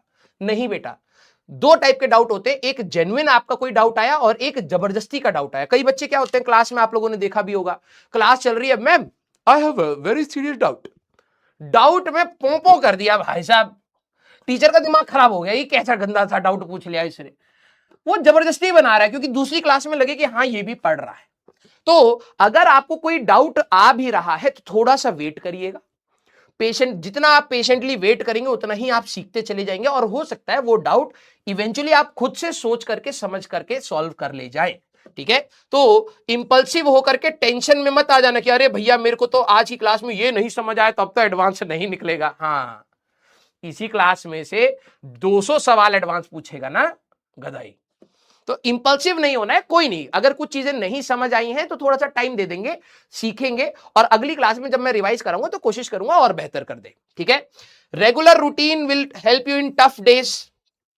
कई बच्चे ऐसे होते हैं आज तो बहुत पढ़ेंगे फिर बाद में नहीं पढ़ेंगे, तो ऐसा मत करिएगा, रेगुलर रूटीन को मेंटेन रखिएगा, ठीक। ओहो तुम्हारी शक्ल आ गई बेटा, जब तुम्हारा जेईई मेंस का फॉर्म भरेगा ऐसा मत दे देना, ठीक है। हाँ अच्छा, ये चीज मैंने आपको बताई दी है, class flow will be decided by me, I am the leader, मैं लीड करूंगा, ठीक है।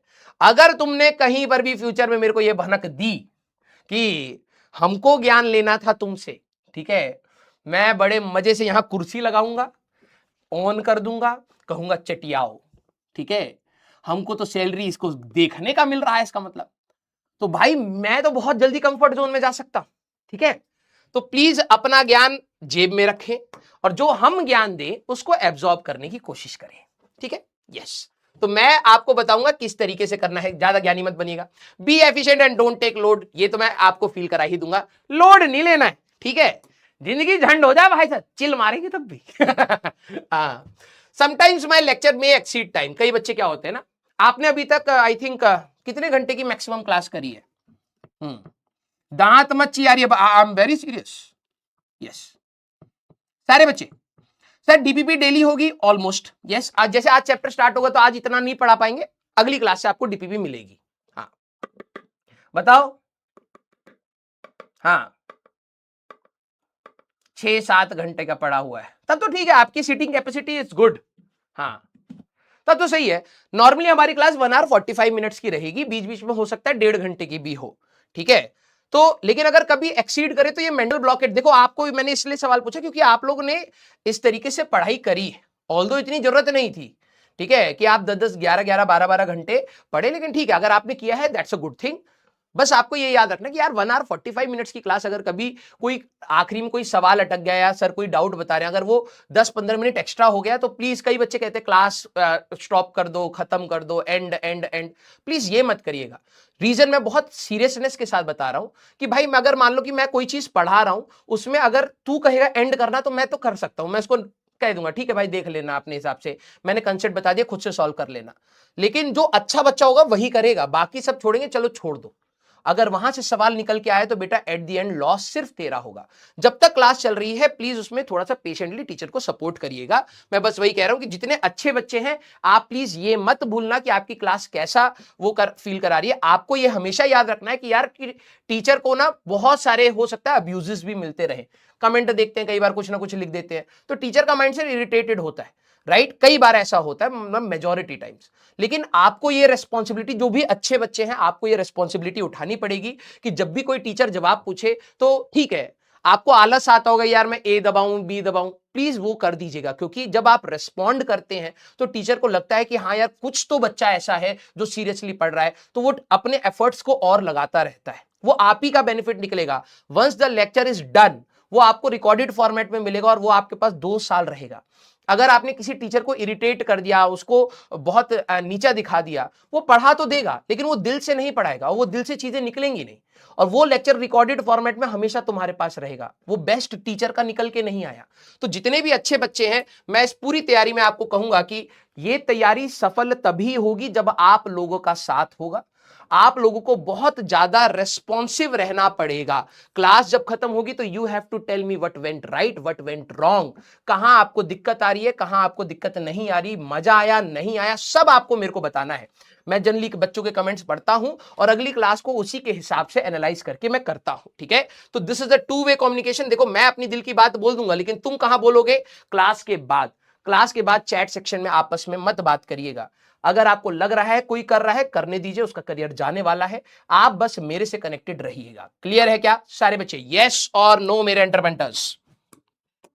मुझे इतना ही बोलना था। ये टेलीग्राम पर हमारा एक चैनल है, आप इसको ज्वाइन कर सकते हैं। आगे कोई भी अपडेट होता है तो मैं आपको देता चलूंगा।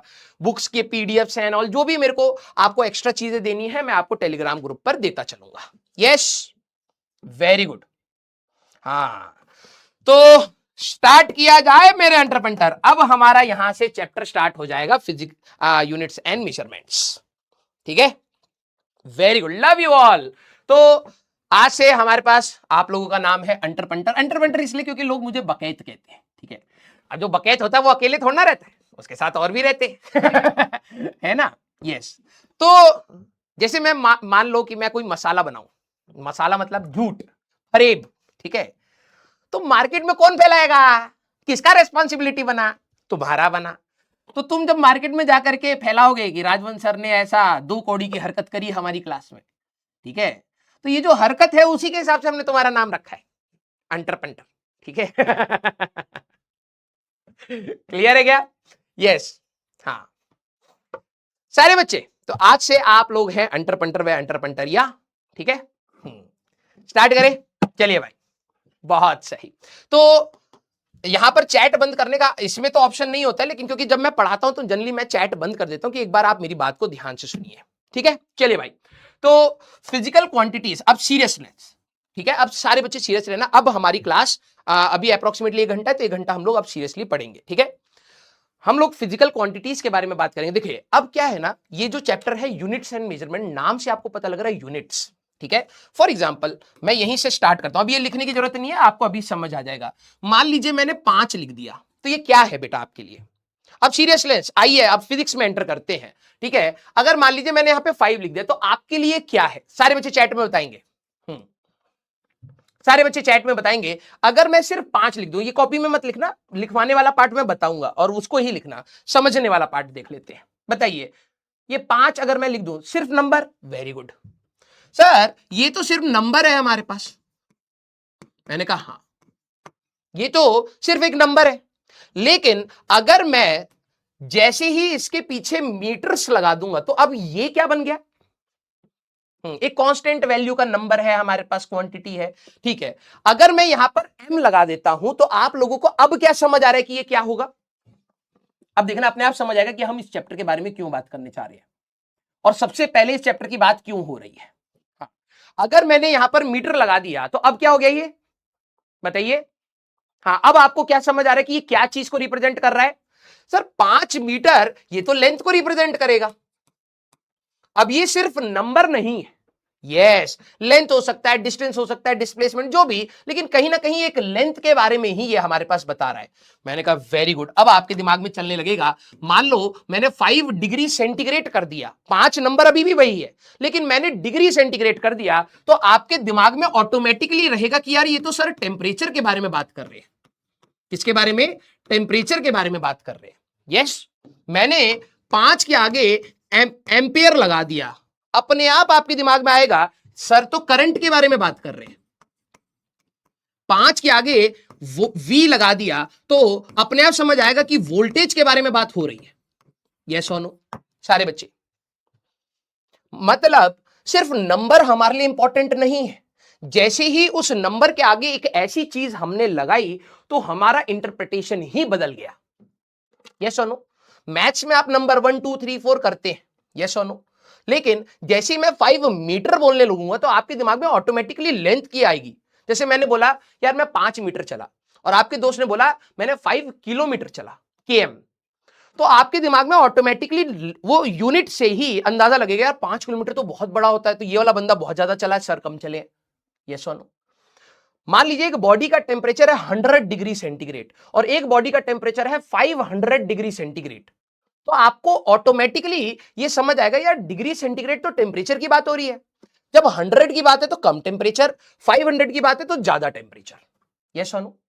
तो हमारे पास नंबर के आगे की ये जो कहानी है ये बहुत मैटर करती है, बहुत मैटर करती है। मान लीजिए आपने कोई एक एक्सपेरिमेंट करा, आप बाद में जाकर के साइंटिस्ट बनते हैं, आपने एक एक्सपेरिमेंट करा, आप उस एक्सपेरिमेंट में किसी बॉडी का टेम्परेचर निकालने वाले थे, वहां पर ये लिखना नहीं है, समझना है बेटा, आप कुछ टेम्परेचर निकालने वाले थे, आपने एक्सपेरिमेंट करा, बहुत अच्छे से कोशिश करी कि कोई गलती ना हो, और टेम्परेचर आ गया आपका 1000 सपोज, और आपने क्या करा, बस इतना लिख करके सबमिट कर दी फाइल।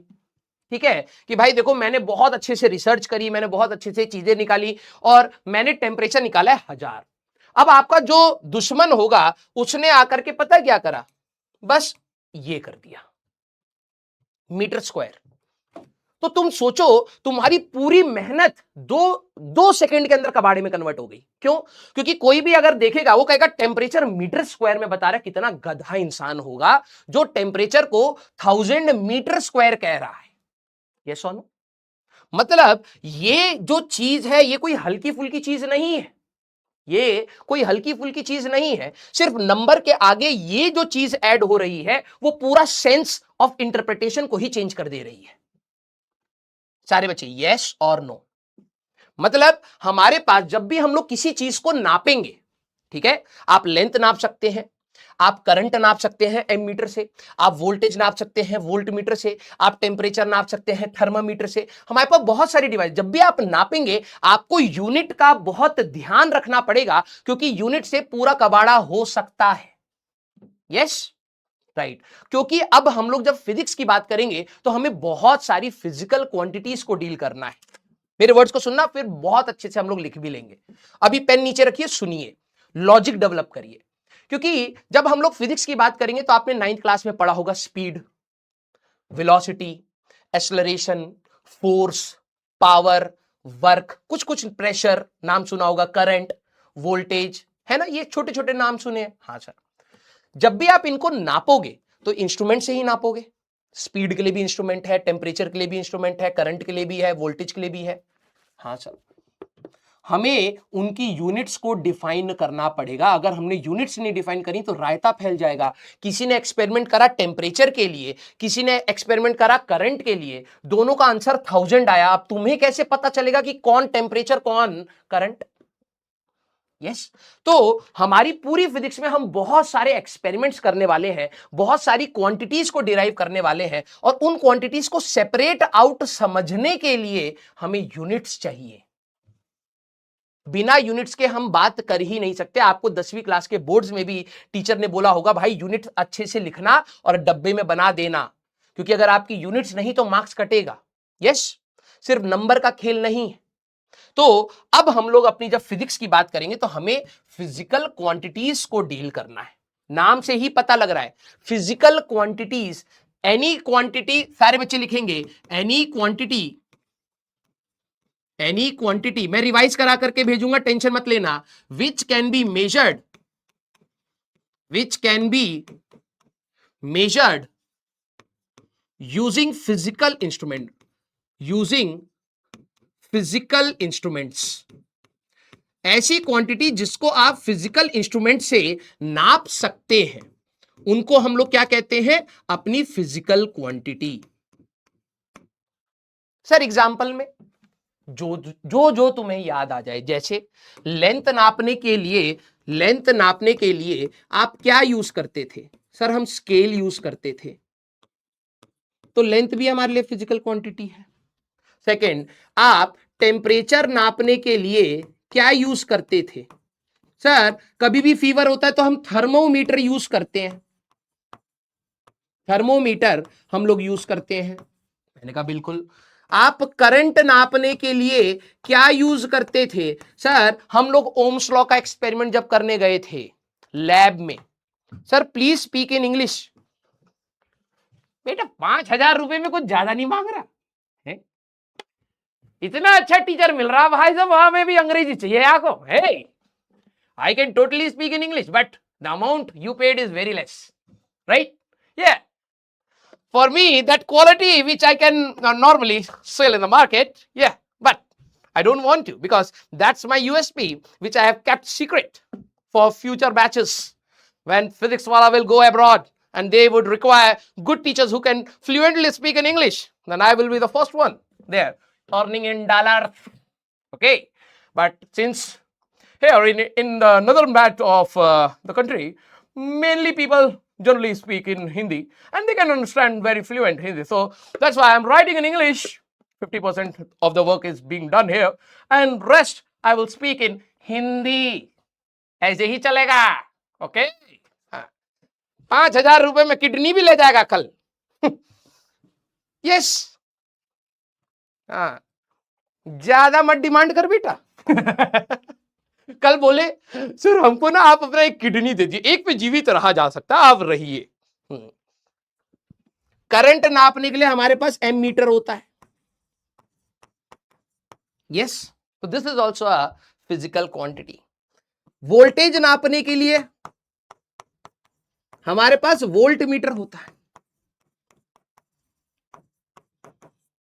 यस, हमारे लिए मास नापने के लिए अभी आपके लिए वेइंग मशीन लिख लेते हैं। मास अगर आपको नापना है तो आप वेइंग मशीन से नाप सकते हैं,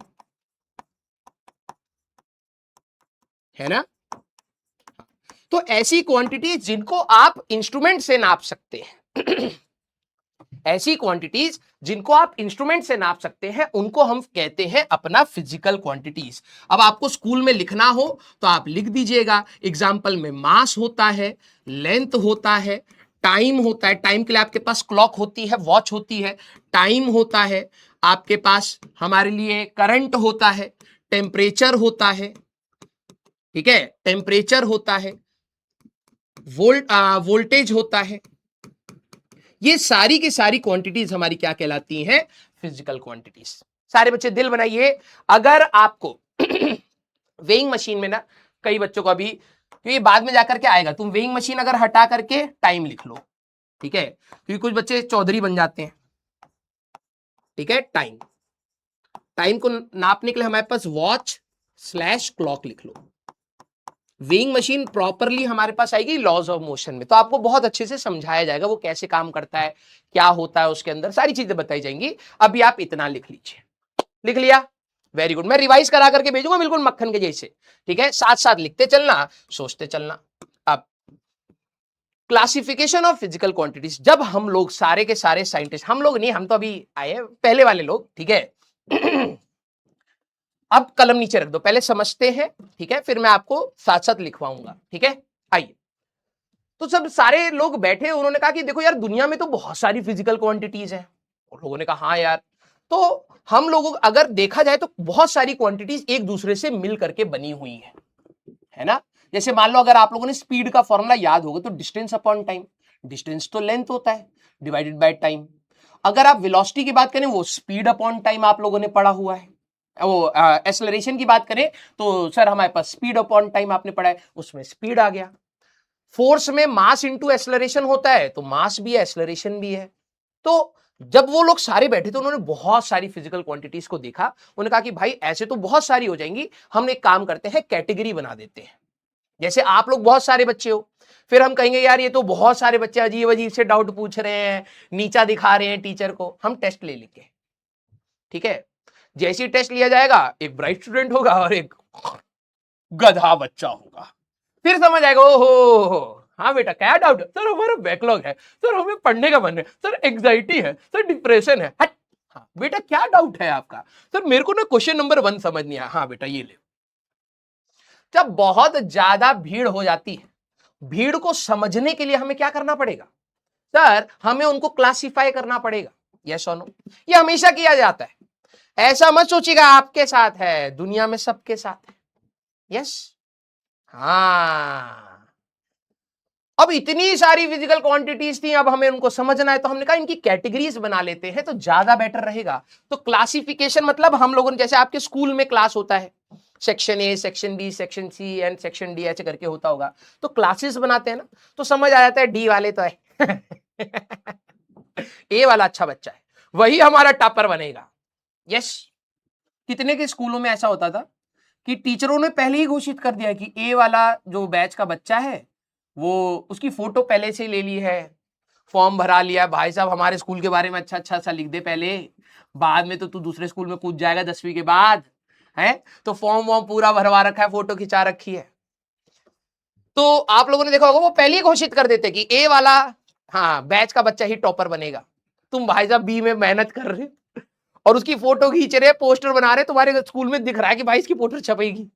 हाँ, कितनों के स्कूल में होता था ये, मैंने देखा था भाई, बड़ा गंदा लगता है ये, हमारे स्कूल में भी था ये। हमारा स्कूल ना टॉपरों का स्कूल था। हमारे स्कूल में भाई साहब फोटो से फोटो लगाई स्कूल के बाहर ही, क्योंकि ज्यादा दूर नहीं फैलाना था उनको। तो जो टॉपर है भाई साहब उनकी बड़ी बड़ी फोटो, मैं और मेरा दोस्त चलो ठीक है, मतलब ठीक ही पढ़ते थे यार, ठीक है, तो टॉपरों की बड़ी बड़ी है, हमारी भाई साहब पता नहीं ऐसे ऐसे 3 डॉट बनाए, ठीक है, और यहां पर एक छोटी सी फोटो लगा रखी मेरी, और उसमें भी मैं अपने पेरेंट्स को खुशी खुशी लेकर के गया कि भाई मेरी भी फोटो छपी है स्कूल के बाहर, चलो एक बार दिखाता हूं। देखा, क्योंकि जब पोस्टर बना रहे थे ना तब तो मेरे को दिख गया था कि मेरी भी फोटो लगा दी है इन्होंने, मुझे नहीं पता था साइज ये। ऊपर से इतनी बड़ी कील ठोक रखी है इसके ऊपर, मेरी फोटो के ऊपर इतनी बड़ी कील ठोक रखी थी। मैं कह रहा फोटो तो लगाई थी, कहाँ है ये फोटो, बाद में देखा कील ठोक रखी है मेरी फोटो पे। हाँ, तो क्लासिफिकेशन करना बहुत जरूरी है। अब जो ये क्लासिफिकेशन करी थी उसमें से ही तो टॉपर निकला। हाँ, यस, तो होता है, बुरा नहीं मानना चाहिए। मेरे को भी स्टार्टिंग में बुरा लगता था कि यार भाई पढ़ तो मैं भी रहा हूं, मेरी क्यों नहीं फोटो आई। ठीक है, आज वो लोग हमारी फोटो बड़ी करके छापना चाहते, हम दे ही नहीं रहे फोटो। हाँ, समय समय की बात होती है बेटा। यस, आ जाओ आ जाओ, चलिए भाई, ए ज्यादा ज्यादा मत हंसो यार।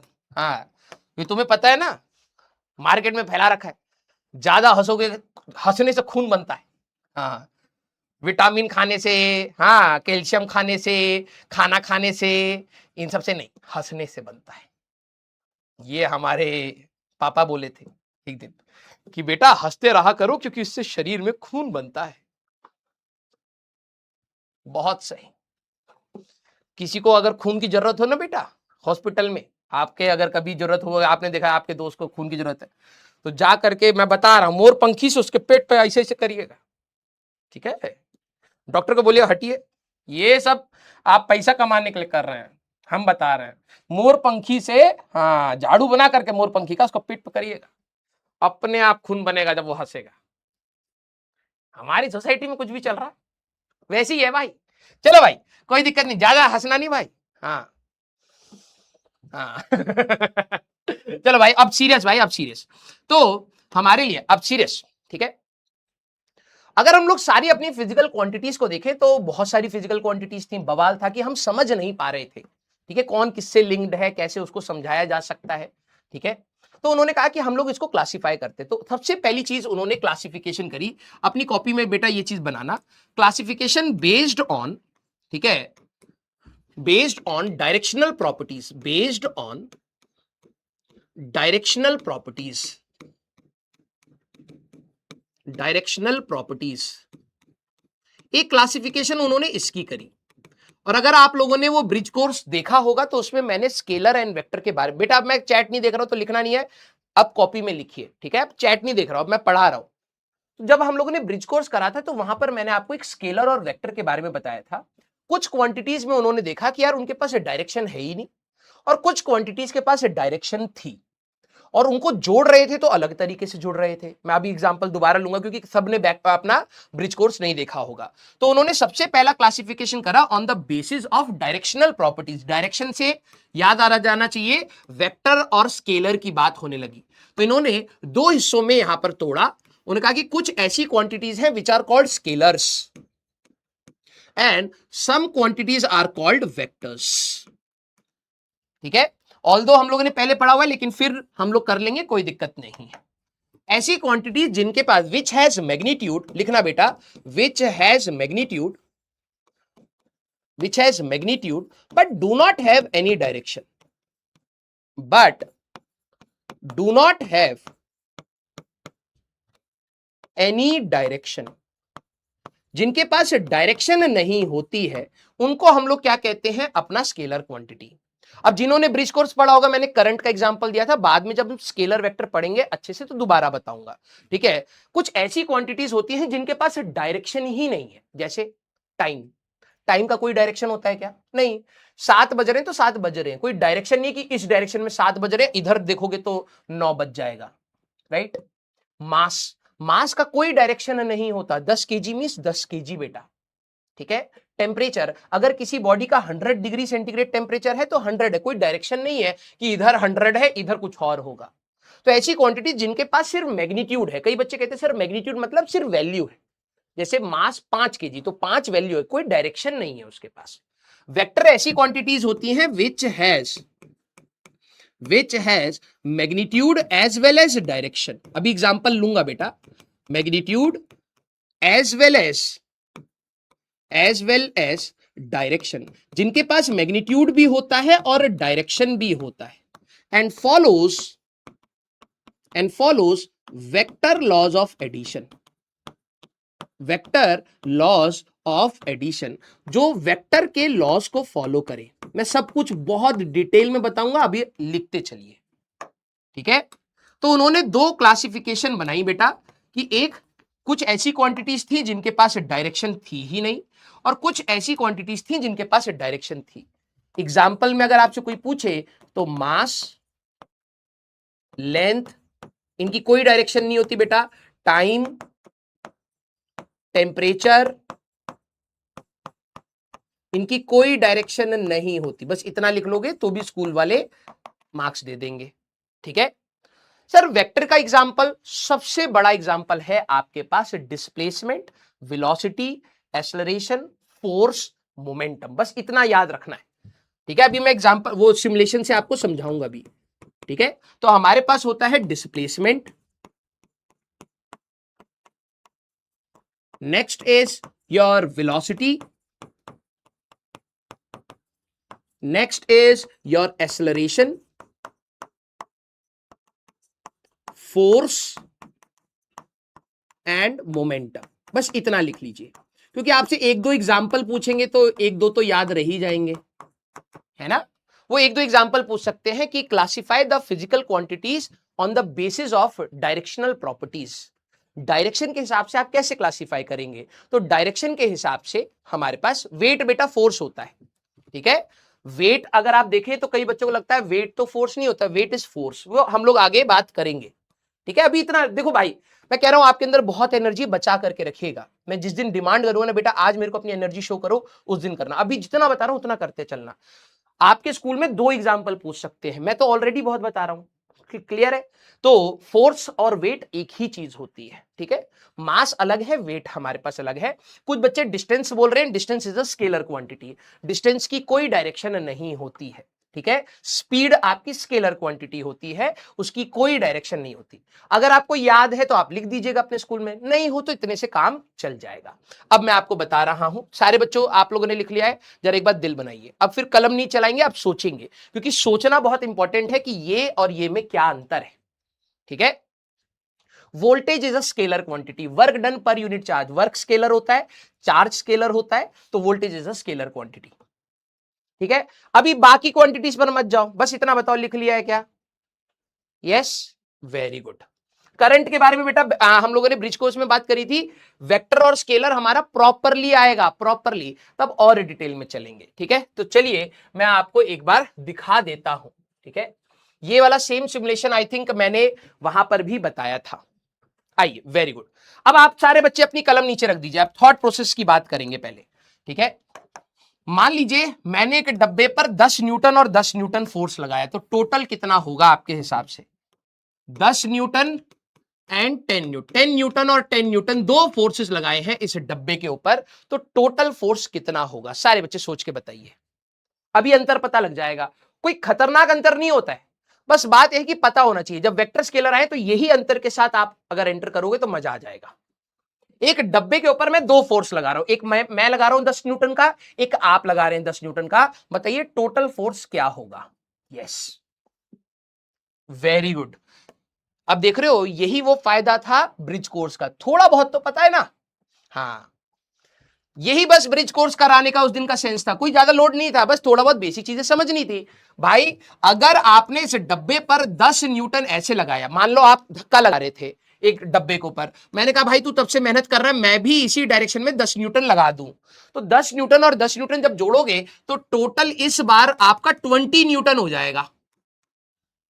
क्लियर?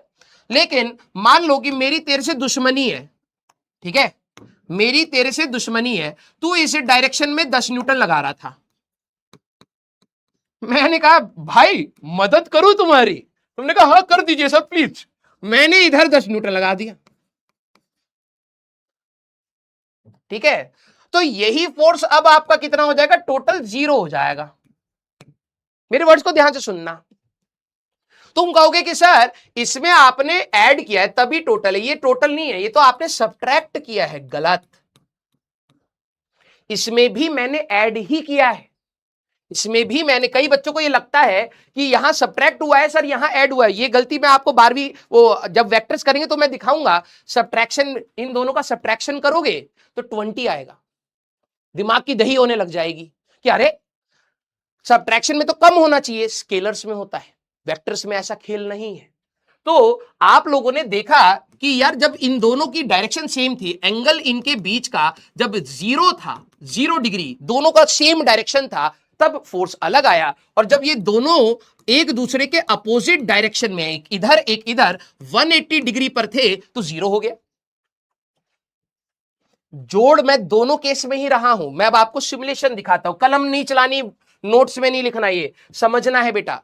जैसे मान लीजिए कि मेरे पास यहां पर एक डब्बा है, ठीक है, फ्रिक्शन वाला केस है क्या, या चलिए इसमें देखते हैं, हमारे पास सम ऑफ फोर्सेस भी दिखाएंगे, वैल्यूज भी दिखाएंगे। मान लीजिए इस बंदे ने यहां पर फोर्स लगाया, कितने का लगाया? 50, अभी टोटल हटाओ, तो अगर मैं देखूं इस डब्बे पर कितना लग रहा है? 50।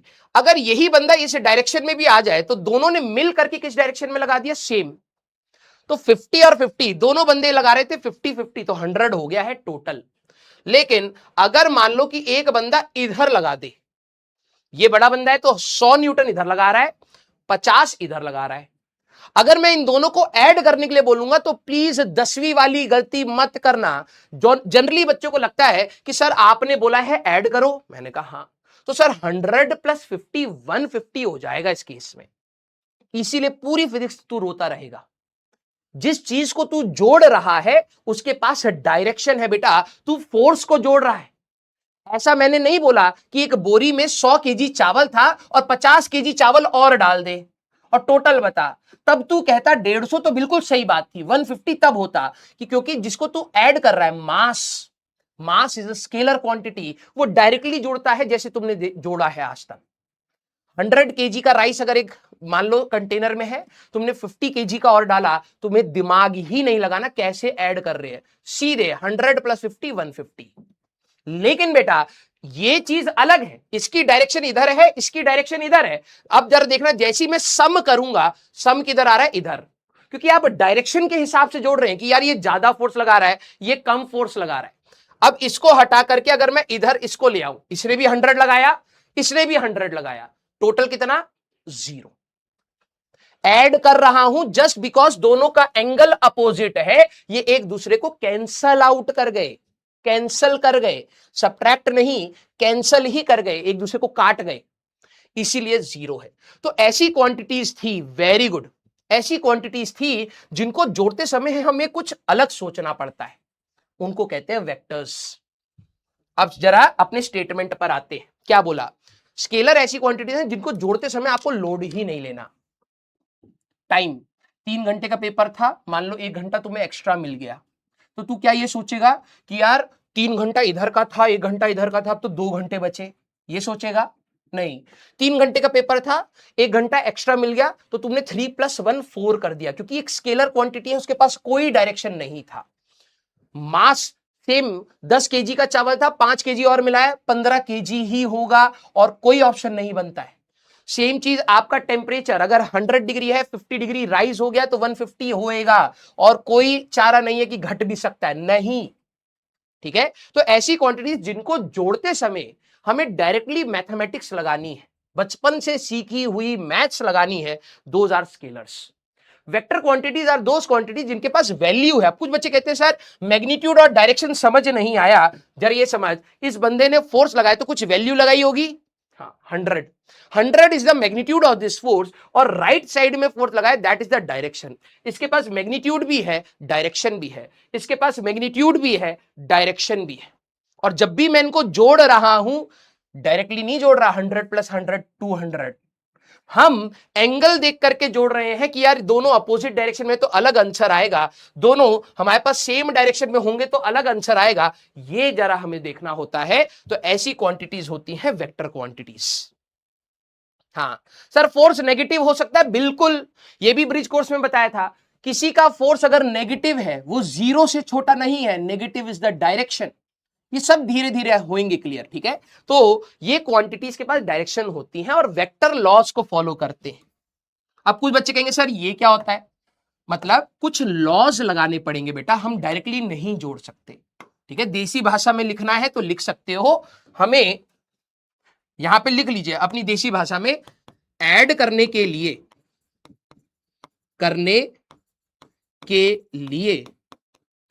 हमें कुछ लॉज लगाने पड़ते हैं, कुछ लॉज लगाने पड़ते हैं, डायरेक्टली ऐड नहीं होते, ये डायरेक्टली ऐड नहीं करते, क्लियर, यस। सर वो कौन से लॉज हैं, उनका क्या फॉर्मूला है, वेक्टर्स में पढ़ेंगे आराम से। अब साइंटिस्ट लोग बैठे तो उन्होंने एक और चीज देखी, जैसे मैंने अभी आपको बताया कि हमारे पास, जैसे आपने पढ़ा डिस्टेंस और टाइम, सारे बच्चे ध्यान से सुनना, आपने पढ़ा डिस्टेंस एंड टाइम, अगर मैं इन दोनों का रेशियो ले लूं तो एक और क्वांटिटी बन रही थी, स्पीड। मतलब मैं यहां से यहां कुछ लेंथ चल के आया, तो जितना लेंथ चला हूं that is distance, 9th class में पढ़ाया। सारे बच्चे कलम नीचे रखिए और ध्यान से सुनिएगा, मैं इधर खड़ा हूं, मान लीजिए मैं इधर से चलते चलते इधर आया, तो क्या मैंने कुछ लेंथ चलाए, हाँ, this length is called distance. तो ये एक फिजिकल क्वांटिटी थी, मैं किससे नाप सकता हूं, स्केल से नाप सकता हूं, ठीक है। मैं इस पॉइंट से इस पॉइंट तक आया तो कुछ समय लिया होगा या इंस्टेंटली आ गया, सर टाइम लिया आपने, यहां से यहां आने में कुछ भी लिया, टाइम तो लिया है। मैंने कहा हाँ, वो टाइम क्या मैं वॉच से नाप सकता हूं, हाँ सर। अब दो अलग अलग फिजिकल क्वांटिटीज थी, उससे मैं एक और चीज डिसाइड कर रहा हूं, that is called speed. Speed is distance upon time. अगर मैं कम डिस्टेंस से चल रहा हूं तो मेरी स्पीड कम थी, 1 सेकंड में मान लो मैं आया, यहां से यहां 1 सेकंड लग रहा है, लेकिन मैंने डिस्टेंस ही कम चला है हमारे पास, तो अब आप क्या बोलेंगे, सर आपकी स्पीड कम थी लेकिन टाइम 1 सेकंड है, लेकिन मैंने अगर डिस्टेंस ज्यादा चला तो मेरी स्पीड ज्यादा थी। तो साइंटिस्टों ने देखा कि यार कुछ क्वांटिटीज, जैसे मास, लेंथ, टाइम, करंट बताता हूं, वो हर के फॉर्मूले में आ रही हैं, उन्हीं से फॉर्मूले बनते हुए जा रहे हैं। पहले डिस्टेंस और टाइम का रेशियो लिया तो स्पीड आ गया, स्पीड और टाइम का रेशियो लिया तो हमारे पास एक्सेलरेशन आ गया, और एक्सेलरेशन को मास से मल्टीप्लाई करा तो फोर्स आ गया, वेलोसिटी को मास से मल्टीप्लाई करा तो मोमेंटम आ गया, फोर्स को डिस्प्लेसमेंट लेंथ से मल्टीप्लाई करा तो वर्क आ गया, वर्क को टाइम से डिवाइड करा तो पावर आ गया। मतलब ये जुड़ते हुए जा रही हैं चीजें। यस, तो सेकंड कैटेगरी उन्होंने बनाई on the basis of dependency, on basis of dependency. नाम से ही आपको पता लग रहा है कि कौन किस पर डिपेंडेंट है, कौन किस पर डिपेंडेंट है उससे। जैसे आप लोग अपने घर में भले ही बहुत बड़े वो इंसान हो गए है ना, लेकिन आप डिपेंडेंट, अगर मम्मी ने खाना नहीं बनाया तो पेट में गुड़गुड़ाहट से ही मर जाओगे आप। यस, हाँ या ना? You all are dependent on your parents. तुम्हें चाहे जितना भी शो ऑफ करना हो कि भाई देख मेरे घर पे ना मेरे पास आईपैड है, आईपैड तेरा नहीं है, पापा के पैसे का खरीदा हुआ है। जो तू बाहर जाकर के एटीट्यूड मारता ना, साइकिल में ड्रिफ्ट मार दूंगा, ड्रिफ्ट भी जो तू जिस साइकिल पे मार रहा है वो भी तेरी नहीं। ठीक है यार, आजकल ना बैगी पैंट्स का ना फैशन है, वो भी तेरी नहीं। ठीक है, तो तुम सब चीजों के लिए अपने पेरेंट्स पर डिपेंडेंट हो। यस, हाँ हाँ, अब समझ आया। डिपेंडेंसी मतलब कौन किससे चीजें डिराइव कर रहा है। हाँ, तो जब उन्होंने देखा यार बहुत सारी क्वांटिटीज हैं, कौन किस किस से बना हुआ है, ठीक है, वजूद जब देखना स्टार्ट किया तो हमें दो प्रकार की फिजिकल क्वांटिटीज क्लासिफाई हुई। एक होती है फंडामेंटल, अगले पेज में लिखेंगे लेकिन आप लोग अभी यहां लिख लीजिए फंडामेंटल, और एक होती है डिराइव्ड। जैसे आप लोग में से, हाँ, आप लोग में से कई सारे ऐसे बच्चे होंगे जब वो आगे कॉलेज में जाएंगे, ठीक है, तो वो खुद से कमाएंगे, तो वो किसी पर डिपेंडेंट एसच फाइनेंशियली नहीं रहेंगे, इमोशनली रह सकते हैं, है ना। दिन भर बाबू सोना तो करोगे ही, पैसा आ गया है तो अकड़ आएगा ही, कहाँ खर्च करेंगे, चॉकलेट देंगे, हाँ, रोज डे बनाएंगे। तो उस समय जब आप कमाने लगेंगे then you will be financially independent, है ना। कोई आपको मतलब ऐसे नहीं बोलेगा कि नहीं भाई ये करके पैसे कमाओ, वो तुम्हें पता है कैसे कमाने हैं, कैसे खर्च करने हैं, हाँ या ना। हाँ, वेरी गुड। और कुछ ऐसे होंगे दोस्त को लिखेंगे कि भाई 500 रुपए चाहिए, ऐसे मैसेज आएगा तुम्हारे पास, तेरा दोस्त मैसेज कहेगा भाई यार 500 रुपए चाहिए,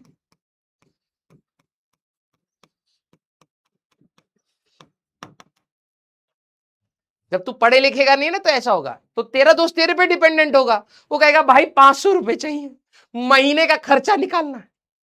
फिर तू कहेगा हाँ यार, तुमको कैसे पता चला, तुमको कैसे पता चला, वो अपने लिए मांग रहा था, तू अपने दोस्त को लगेगा यार मेरा दोस्त कितना दानवीर इंसान है, मेरा 1 साल का खर्चे के लिए पहले खुद से बोल रहा। नहीं बेटा, वो तेरे से मांग रहा है, तुम दोनों एक दूसरे पर डिपेंडेंट हो गए, समझ गई, यस और नो। हाँ, तो ऐसी सिचुएशन ऐसी सिचुएशन ना बने जो एक दूसरे से ही, हाँ, एक दूसरे से ही मांगना पड़े। डिराइव्ड ना रहो बेटा, फंडामेंटल बनो, जिससे कोई डिसाइड ना करे। यस, अपने डिसीजन खुद बनाओ, समझे। हाँ, आइए, तो fundamental and derived physical quantity. Fundamental, मैं क्योंकि यहां स्पेस नहीं है, आप लोग अपनी कॉपी में लिखते चलिएगा, तो ठीक है, तो उसको मैं नेक्स्ट पेज में ले लेता हूं, ठीक है। Classification based on dependency, classification based on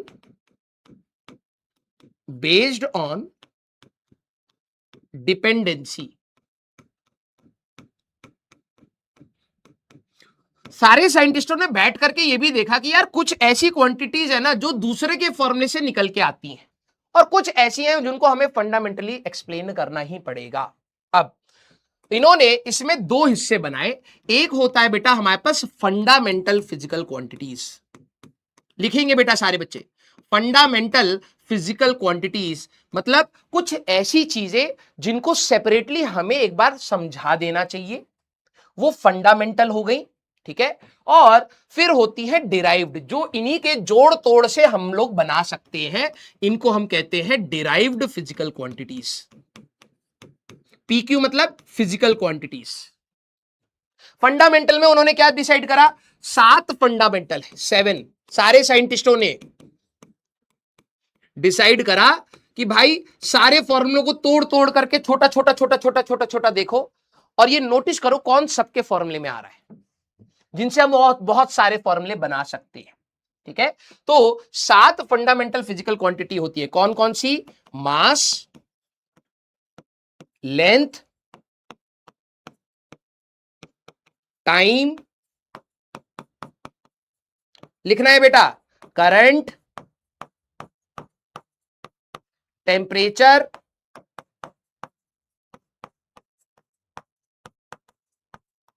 amount of substance,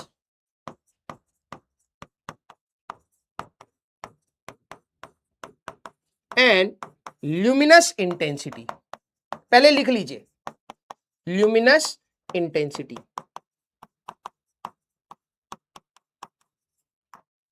सारे साइंटिस्ट लोग बैठे, उन्होंने देखा यार हमारे पास बहुत सारी फिजिकल क्वांटिटीज हैं, लेकिन कुछ फिजिकल क्वांटिटीज में बार बार मास, लेंथ, टाइम यही सब आ रहा है। तो उन्होंने कहा कि यार मेजॉरिटी जितने भी दुनिया के फॉर्मूले हैं ना, वो इन्हीं 7 को जोड़ तोड़ करके ही बनाई गई है।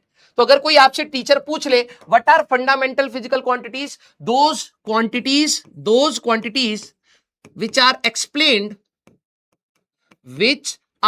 explained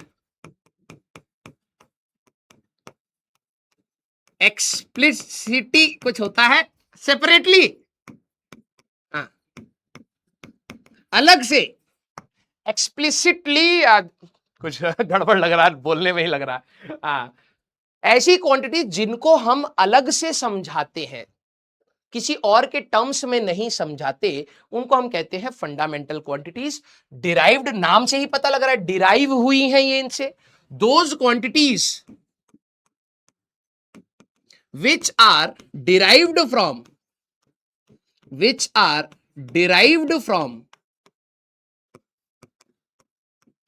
fundamental physical quantity। अब देखो भाई, तुम लाइफ में आगे जितनी बकैती करोगे, ठीक है, तो तुम मेरे लिए तो डिराइव्ड ही रहोगे ना, मैं ही तो हूं तुम्हारा fundamental. Yes, I will be the fundamental बकैत in your life. You all are derived format. तुम मेरे से 2 कौड़ी का कोई जोक सीखोगे, क्लास में जा करके किसी के सामने मार करके इंप्रेशन झाड़ोगे, है ना, वो हम जानते हैं। तो ऐसी क्वांटिटीज जिनको आप एक्सप्लेन नहीं कर सकते, मतलब किसी और के टर्म्स में उनको सेपरेटली अगर एक्सप्लेन करा जाता है तो वो होती है फंडामेंटल, ठीक है। और ऐसी क्वांटिटीज जिनको फंडामेंटल से बनाया गया है, दीज आर कॉल्ड हमारे पास डिराइव्ड फिजिकल क्वांटिटीज। क्लियर? अरे मैं तुम्हें बहुत अच्छे से जानता हूं, तुम हो कॉपी पेस्ट की जनरेशन, ठीक है। तुम यहां से कुछ जोक वोक सुनोगे, तुम्हें फनी लगेगा, ठीक है, और जाकर के अपने दोस्तों के बीच में मार करके स्मार्ट बनोगे। अरे मैं जानता हूं तुम्हें। हाँ, एक बच्चा, पता नहीं पिछले साल की बात है, उससे पिछले साल की बात है, एक बच्चा आया भाई साहब, उसको ये वो इतना फेंकू इंसान था, ठीक है, इन गुड वे, ठीक है, क्योंकि स्टूडेंट तो हमारे ही, अब कैसे बोले बाद में प्रमोशन के लिए बुलाना है उसको। हाँ, तो मेरा ही जोक मेरे पर मार रहा है। मैंने कहा भाई यार जोक तो बढ़िया, कहां से सीखे हो? और जो इंसान बहुत झूठ बोलता हो ना, उसको याद ही नहीं रहता है, वो उस मोमेंट में झूठ बोल करके तो निकल जाता है। और मेरा बिल्कुल पका पकाया जोक था वो, ठीक है, गर्मा गर्म, मैंने खुद बनाया था, तो मेरे पर ही मार रहा है। सर हमारे कॉलेज में एक बात बता रहे हैं, ऐसा हुआ था। मैंने कहा अच्छा ऐसा हुआ था? मैंने कहा कहां से सुने हो? ठीक है, तो बिल्कुल कांपने थरथराने लगा। मैंने कहा बताओ कहां से सुने हो? कह रहे ये तो हमारे साथ हुआ। मैंने कहा झूठ बोल रहे हैं। तो है तो हमारा डिराइव्ड फॉर्म है, तो वही बात है, फंडामेंटल हमें डिराइव्ड, वो हमारा ही जोक हमारे पे चिपका रहा।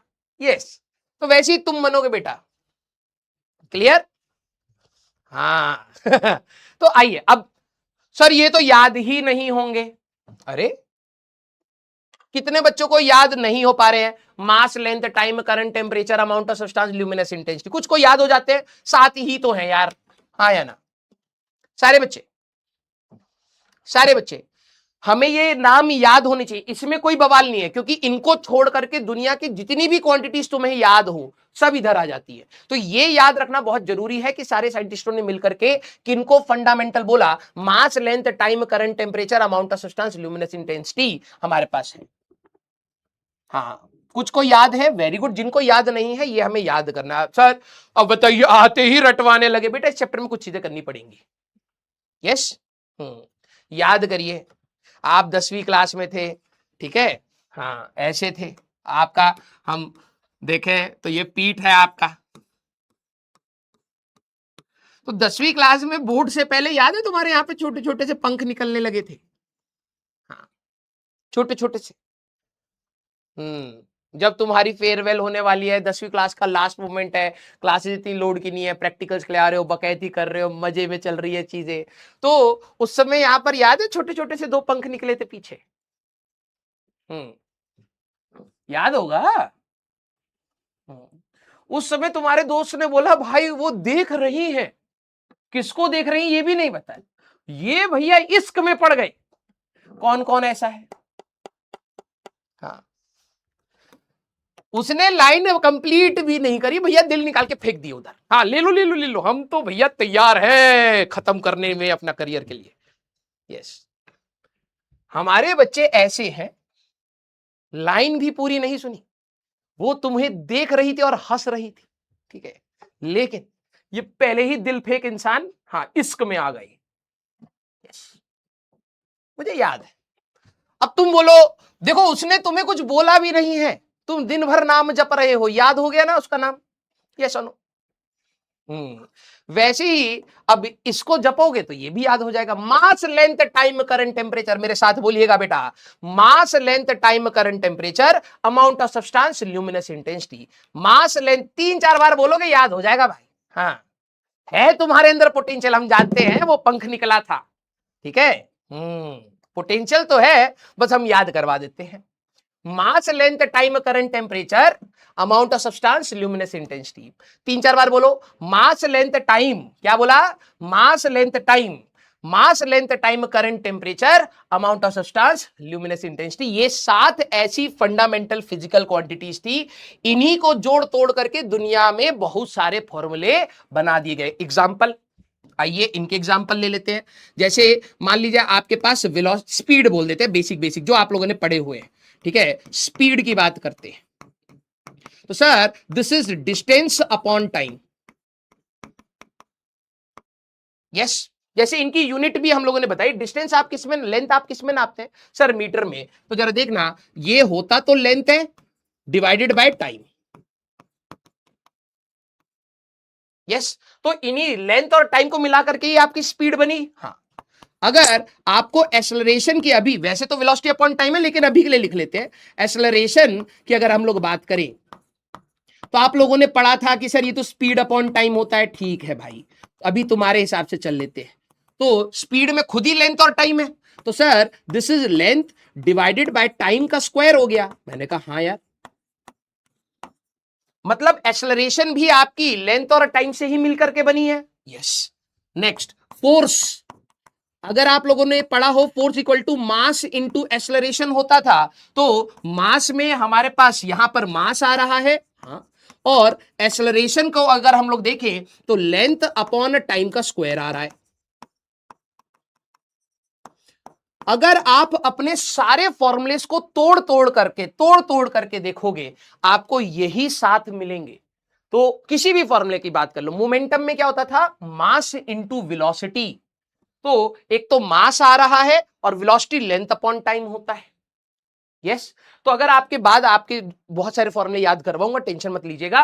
तो ऐसे जितनी भी क्वांटिटीज हैं वो इन्हीं से बन करके निकल रही हैं। That's why it is called derived physical quantity. और फंडामेंटल को हम लोगों ने एक्सप्लिसिटली एक्सप्लेन करा है, सेपरेटली एक्सप्लेन करा है। इनकी जरा यूनिट लिख लीजिए। देखो बिना यूनिट के तो फिजिकल क्वांटिटी होएगी नहीं। मास की यूनिट हम लोग लेकर के चलेंगे केजी, सारे बच्चे लिखेंगे।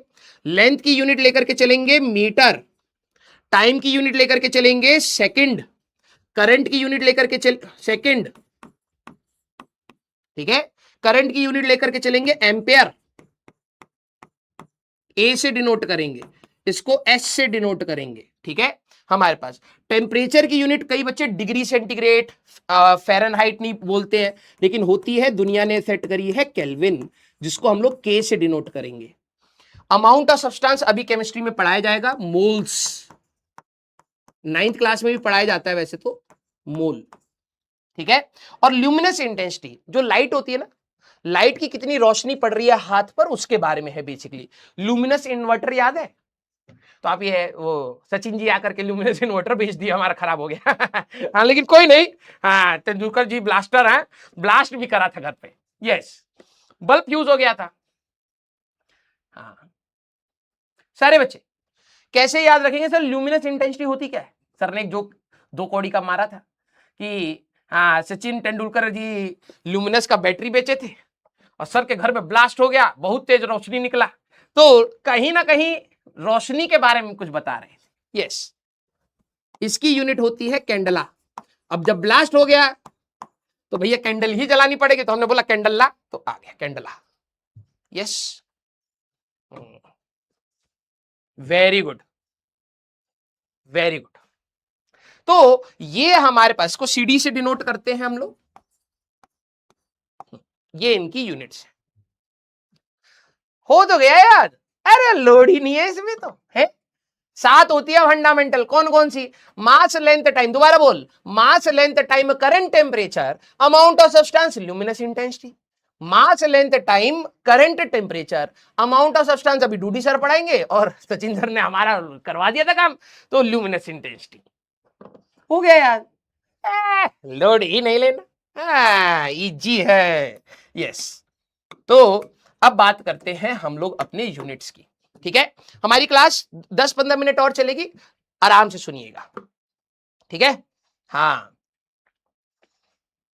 अच्छा अच्छा, करंट की जगह पर सर चार्ज होना चाहिए, क्योंकि चार्ज डिवाइडेड बाय टाइम हमारे पास करंट होता है, इसको आगे एक्सप्लेन करूंगा, ठीक है।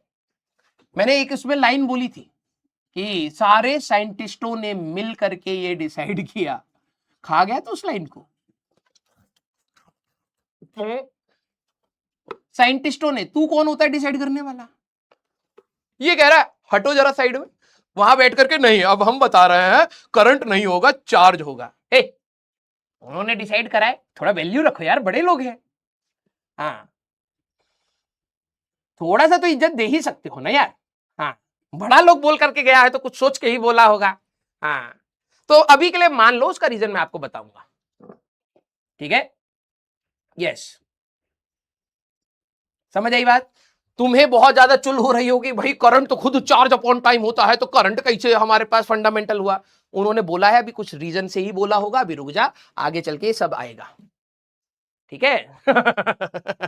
ये अलग साइंटिस्ट बना भाई साहब, आधा घंटा भी फिजिक्स नहीं पढ़ाई भाई साहब, साइड में ठोकर मार करके खुद से कर रहा है। जो बोला जाए वो भाई साहब वो पढ़ ले पहले। यस, हाँ, मैंने क्या बोला था? आगे मत दौड़ना बेटा, तुम अभी आगे दौड़ रहे। यस, आइए अब सारे बच्चे, यार चैट बंद करने का ऑप्शन होना चाहिए था, क्योंकि अब सीरियसली जरा सोचना है, ठीक है। जैसे मैंने यहां पे कुछ डाउट रखे हैं, मैंने आपको बताया था कलम नीचे रखें, सारे बच्चे अपनी कलम नीचे रखें, आप सोचें फिर से, फिर मैं आपको रिवाइज करके, हम लोग 40 तक पढ़ेंगे, फिर 2-3 मिनट में मैं आपको रिवाइज करके फिर छोड़ूंगा, आप खुद से रिवाइज करके आइएगा। मैंने आपको क्या बोला था कि अगर मान लीजिए मैं कोई भी एक नंबर लिख देता हूं, ठीक है, कोई भी एक नंबर मैं यहां पर लिख देता हूं, तो मैथ्स वालों का काम चल जाएगा, ठीक है, क्योंकि उनको नंबर से डील करना है। लेकिन फिजिक्स और केमिस्ट्री का काम नहीं चलेगा। केमिस्ट्री में भी क्यों नहीं चलेगा? क्योंकि वहां पर भी आपको एक्सपेरिमेंट्स करने हैं।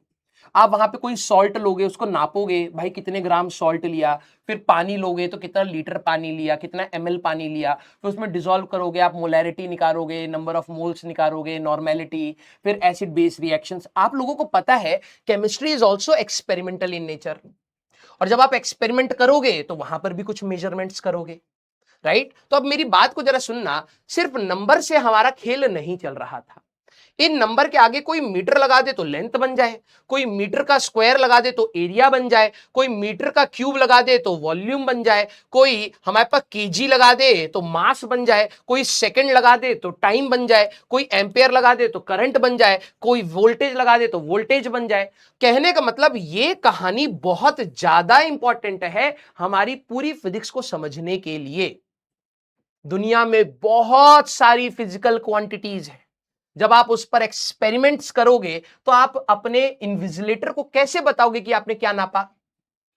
मान लो आपका मास भी 5 वैल्यू का आया, टाइम भी 5 वैल्यू का आया, अब आप रिपोर्ट करोगे तो अंतर कैसे पता लगेगा कि कहां मास लिखा था, कहां टाइम लिखा था। यस, तो सारे साइंटिस्टों को यह बात समझ आई कि यार हम जब एक्सपेरिमेंट्स करेंगे हमें यूनिट्स को डिफाइन करना बहुत जरूरी है। मेरे वर्ड्स को बहुत ध्यान सुनना, बिना यूनिट्स का खेल ही नहीं है फिजिक्स और केमिस्ट्री में। उसका रीजन एकमात्र है, जैसे मान लीजिए आपको एक बहुत बहुत खतरनाक लेवल की रिएक्शन करनी है, ठीक है, बहुत खतरनाक लेवल की रिएक्शन करनी है। मान लो तुम न्यूक्लियर साइंटिस्ट बन गए, भाई साहब यूरेनियम 235 ले आए तुम, ठीक है, वहां पर ट्रंप दादा से मिल नहीं रहा, तुमने छीन लिया, भाई साहब यूरेनियम 235 है। अब वो बहुत छोटा सा भी बहुत खतरनाक होता है, ठीक है, हाँ, बहुत छोटा सा निन्नू सा भी अगर तू लेकर के आ गया तो भाई बहुत खतरनाक है, रेडिएशन की वजह से जान जा सकती है। अब तू डर गया, अरे जान चली जाएगी, तूने पूरा का पूरा पेट में डाल लिया। अब तू कहे कि भाई, उन्होंने कहा भाई 1 मिली या 1 नैनोग्राम, ध्यान सुन, 1 नैनोग्राम तक अगर कोई खा ले तो कोई दिक्कत नहीं है, ठीक है।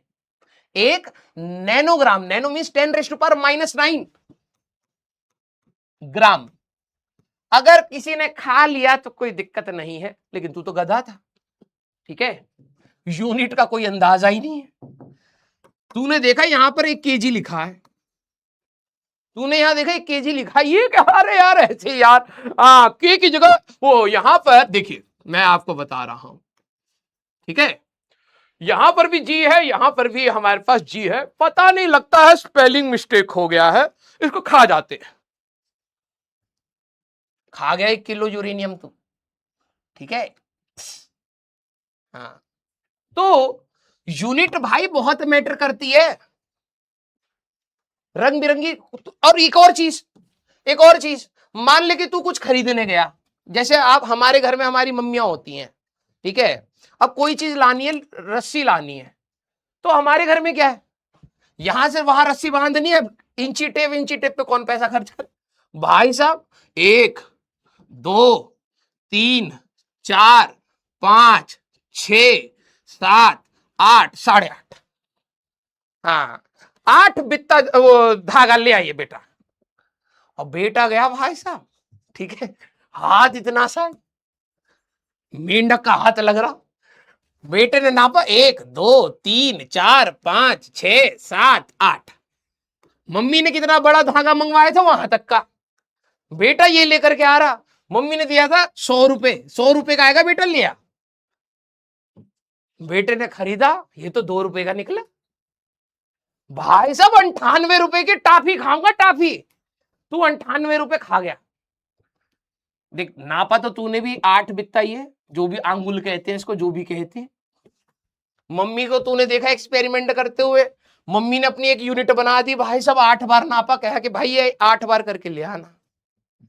तू गया दुकानदार को बोला कि मम्मी ने 100 रुपए दिए, 8 बार नापूंगा, इतना चाहिए, समझ रहा है, बोला ठीक है, ईमानदार वो जो था दुकानदार वो ईमानदार निकला, उसने कहा भैया ये तो 2 रुपए का हुआ, 98 रुपये।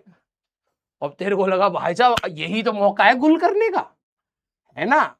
कोलगेट भाई साहब 58 रुपीज का है, एमआरपी लिखी हुई है 60, तो बीच के 2 रुपए तो तुम्हारा कमीशन बना। गर्मी में जा रहे हैं, साइकिल चला रहे हैं, कुत्ता खा गया टांग को एक निकाल के, तो ये जो 2 रुपए जो मार्जिन है वो तो तू खा गया। और घर पर जाकर के बताते हैं मम्मी बिल्कुल बहुत महंगाई हो गई है मम्मी, मैं बता रहा हूं 60 लिखा था 60 पे ही दिया है। चिलगम खाएंगे, चिलगम, मोमोज खाएंगे, ये चिलगम खाएंगे। अब प्रॉब्लम हुई ना, तू तो ये सोचा कि मैंने भी उतना ही खरीदा है जितना मेरी मम्मी ने बोला था, तू खरीद करके आ गया और तेरे को कितना मारा जाएगा? मम्मी बोलेंगे भाई बचे हुए पैसे कहाँ है? मम्मी तो 100 का आई है, यही बोलेगा तू, मुझे पता है। और फिर जो तेरे को सूता जाएगा भाई साहब, याद है? हाँ। तो प्रॉब्लम कहां से ओरिजिनेट हुई? प्रॉब्लम यहां से ओरिजिनेट हुई, हर इंसान अपनी कोई भी यूनिट बना दे। मम्मी ने बना दी अपनी यूनिट, है ना, ठीक है, मम्मी के लिए सही होगी, लेकिन वो एक्सेप्टेबल थोड़ा ना। अब तुमने बोला कि भैया 8 अंगुल धागा दे दो, अब उसको थोड़ा ना पता अंगुल क्या होता है?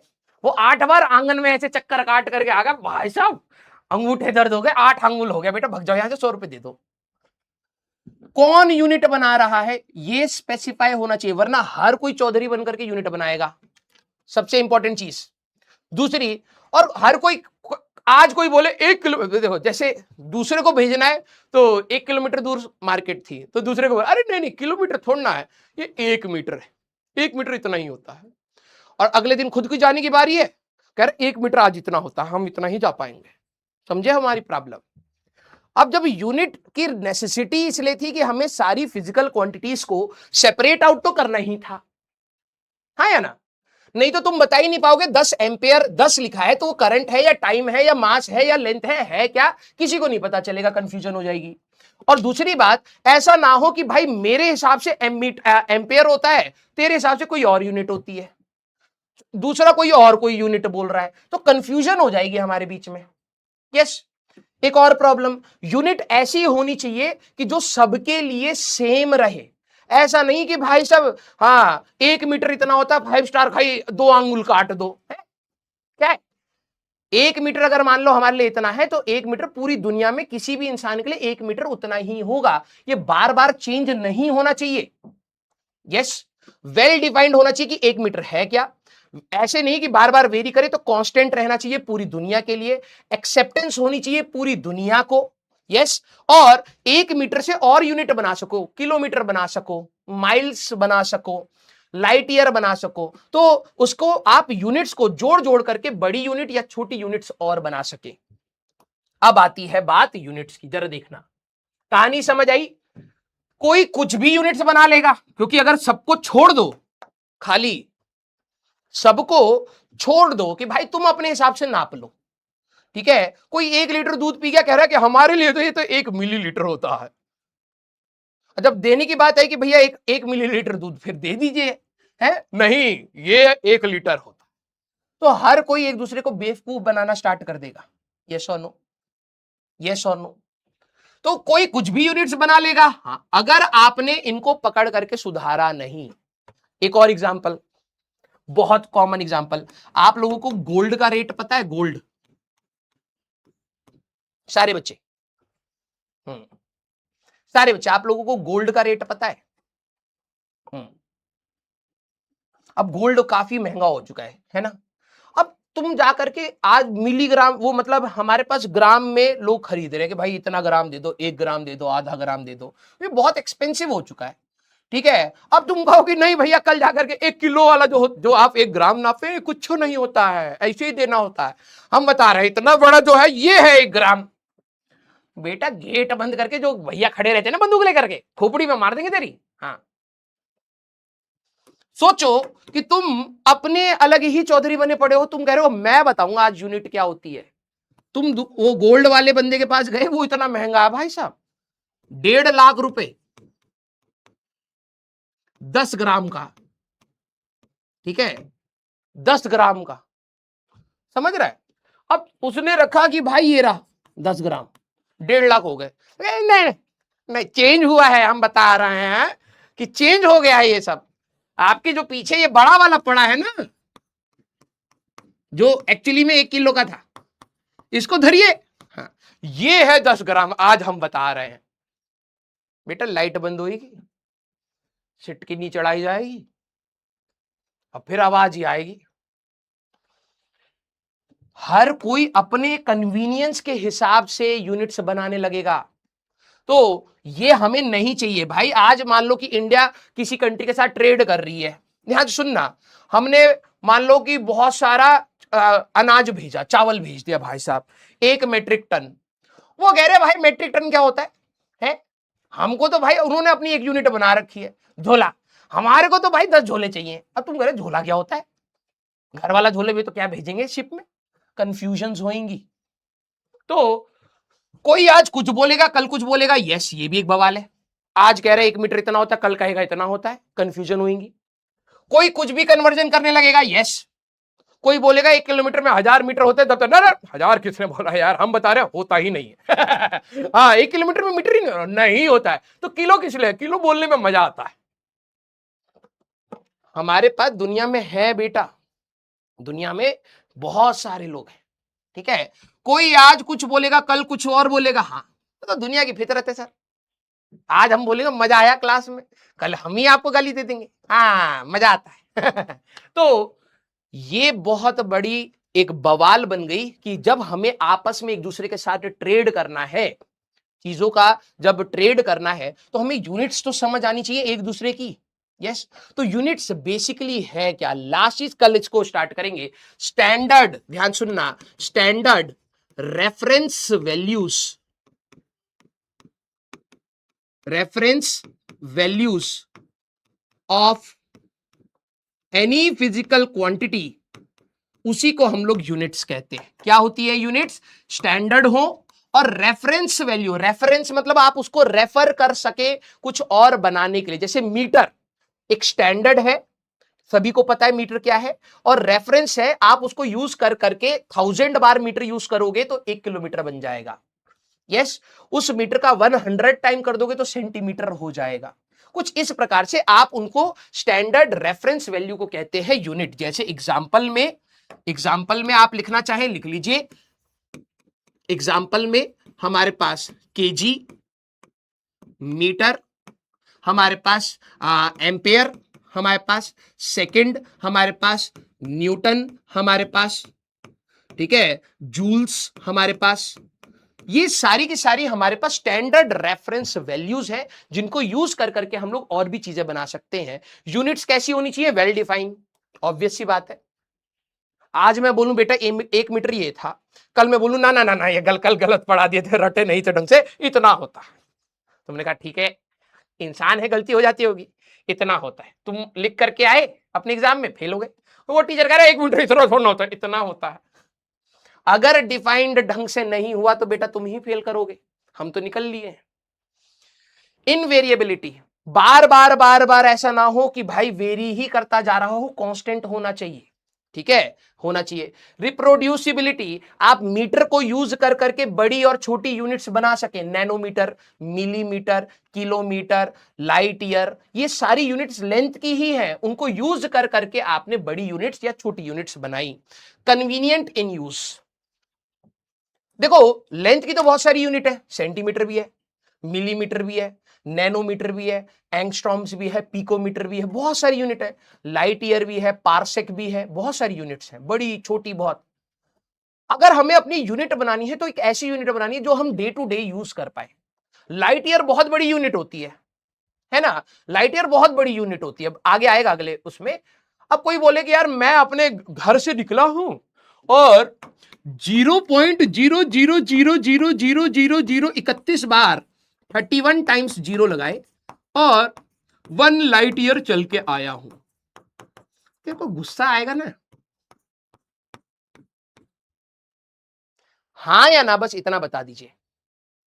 अगर मान लो आपका दोस्त बोले कि मैं 0.0000 बोले पड़ा है, 31 बार जीरो बोल रहा है, जप रहा है उसको, और फिर बोल रहा है 1 लाइट ईयर में चल के आया हूं, बड़ा थकावट हुआ है, एक गिलास पानी दे दीजिए, तो तुम अपना यूरेनियम निकाल के पानी में ही दोगे। यस तो ऐसी भी यूनिट नहीं होनी चाहिए कि जिसको बोलने में भैया सदियां निकल जाए, बाल थारे झड़ जाए, दाढ़ी तुम्हारी सफेद हो जाए, तो ऐसी भी क्या यूनिट भैया, जिंदगी ही निकल गई उस यूनिट को बोलने में।